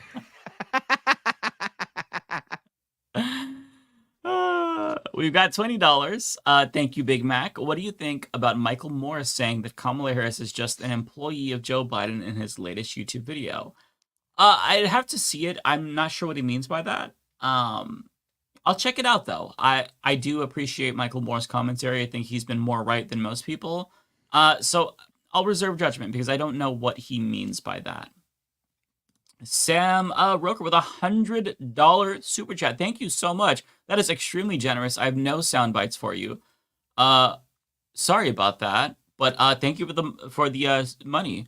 Thank you for sacrificing your country in the name of reality TV. You're welcome. I don't know if that's a compliment or a put down, but nonetheless, thank you for the $100. It's too late for me to be able to. Somebody give me $100. What the hell? It's like, well, I don't know. Oh, you know what? You have some super chats coming in, actually. Oh, I do. But yeah, I'm not really sure. Are you saying that like, I'm perpetuating like a horse race reality TV like situation, or are you saying that American politics is very much like reality TV Listen, if and the you country? if this person was criticizing how you're covering this, I don't think they would have sent you $100 fucking dollars. That's true. That's true. That's true. Well, you know what? I appreciate it. It's a little bit. I'm tired, so my critical thinking skills are going to go down. So but I do appreciate it. Really, I really think appreciate they it. are criticizing the debate and the whole campaign election as being reality TV and how you were doing a good job covering it. Okay, I appreciate that. It's more of like a, hey, our country is going down the tubes. It's like reality TV. It's more you like America in general. It sounds a little bit like Alan Lichtman right now. Let's move on. A little bit. All right, here you go, Matt. Oh, hell yeah. Tunbosin with a super chat.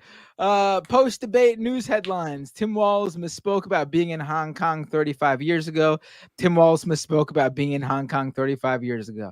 I actually know what you're saying. I don't, the mainstream media is obviously going to not take away the good things from what they should take away from this debate. Mm-hmm. But I would be surprised if that was the takeaway.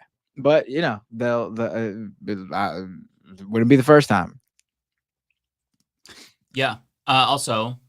Oh, thank you, Tokyo Ons. 5 memberships gifted. Thank you so much. Another one. Oh, Blood Card Beefy says Matt needs more super chat love. Thank you, Blood Card Beefy. I appreciate it. And I got one from CS Coolidge again. Thank you, CS, for the $5. For those keeping score, my supers for Mike are for everyone. Oh, well, that's very nice. There you go, Matt. See? So should I forward you my Venmo or something so you could? I'll get right on that. Yeah, for sure.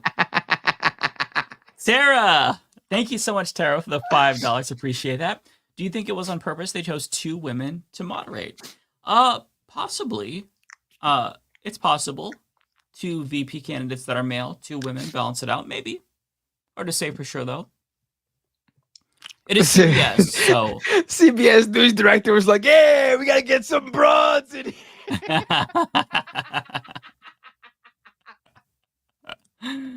Oh, it's a sausage fest on that stage.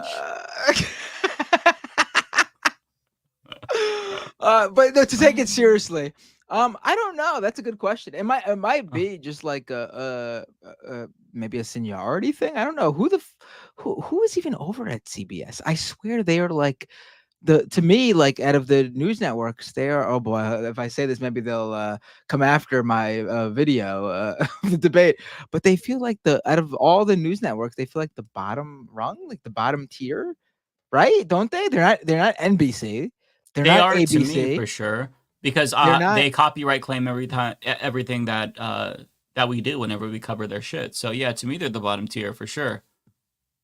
I mean, it's so I got no idea, maybe what they're, Yeah. Oh, we got another one in. Mr. P, $5. Thank you so much. There's an article from 2018 in our local paper that said a person has to make $108,000 a year to buy a house here, and the medium income is $50K. Yeah, actually, I think that I'm not sure what it is nationally, but it's comparable. It depends on like what state. But yeah, that's about right. That's why people can't afford to buy homes anymore. And also the down payment is a huge part of it. But just in general, if the homes, on average are going for like $400,000, $500,000, $600,000, depending on where you live, you're not going to be able to afford that mortgage. That's insane. So yeah, bringing down the cost of housing is going to require more than like mass deportation, to the chagrin of JD Vance and Republicans, because they think that if you get rid of all the immigrants, everything's going to be copacetic. But little do they know, if they actually do that, they're going to want those immigrants back real quick, because immigrants contribute a lot to the economy. They pay taxes, but they don't get the benefits of citizenship. So if they want to, fuck around like that, they will find out. Hopefully it doesn't come to that, though. Yeah. Okay. Do we want to raid somebody on Twitch? Oh, is that it? That's it. Let's yeah. see. Wow. All right. I gotta say, usually around election season, I see crazy numbers. Same. I'm not seeing it this year. Nope. In People fact, are I'm seeing. not I'm not even interested. seeing. It's not even like I'm not even just seeing like normal numbers. Mm-hmm. Views are down across the board for me. I don't know if that's the same for you.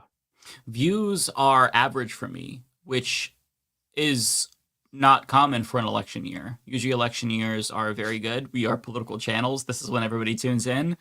But yeah, either people aren't tuning in or the right wingers are sucking up all the oxygen. Oh, here we go. We got one for you from Kowalski. Oh, thank you, Kowalski, with the heart emoji. Very sweet. John Doe says less money moving around. I'm not even talking about people putting their money in. I'm talking about super Right, just chats. I'm not talking views. about memberships. I'm talking about just people taking the time to watch my streams, watch videos. It is, and honestly, like it seems like that way. Thank you, Kowalski. If it from looking on the outside too, it felt that way to me for other channels as well. And it's good to hear Mike share a similar experience. I mean, yeah.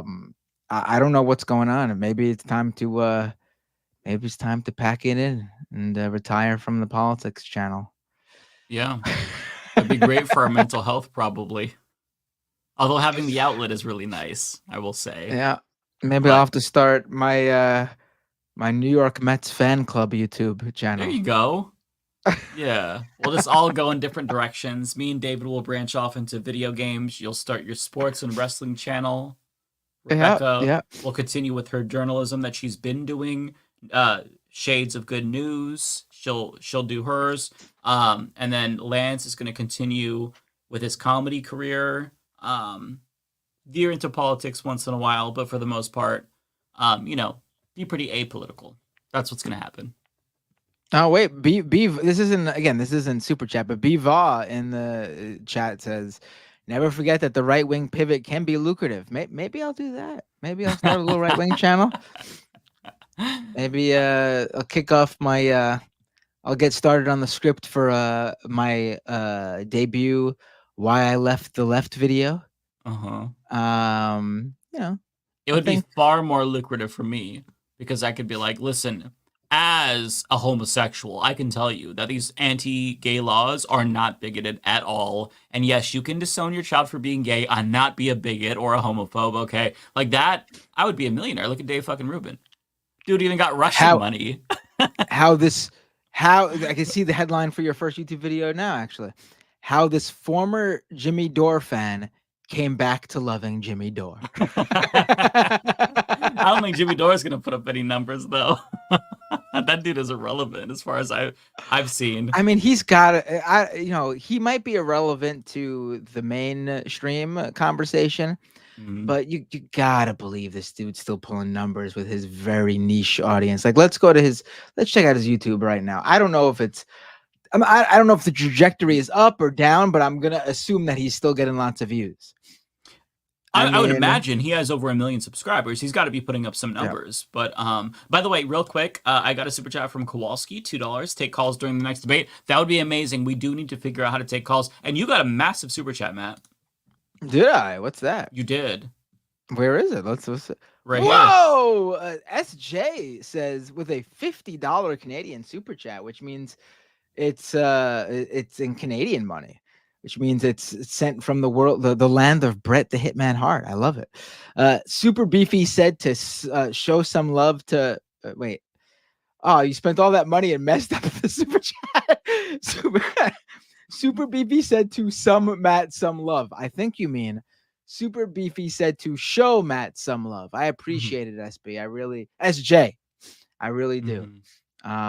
We're getting Canadian money, right? I got $100 Canadian. It seems like the big spenders. Maybe all the money's in Canada. Maybe America's going broke, and these Canadians have all the money now. Maybe to talking about Canadian politics.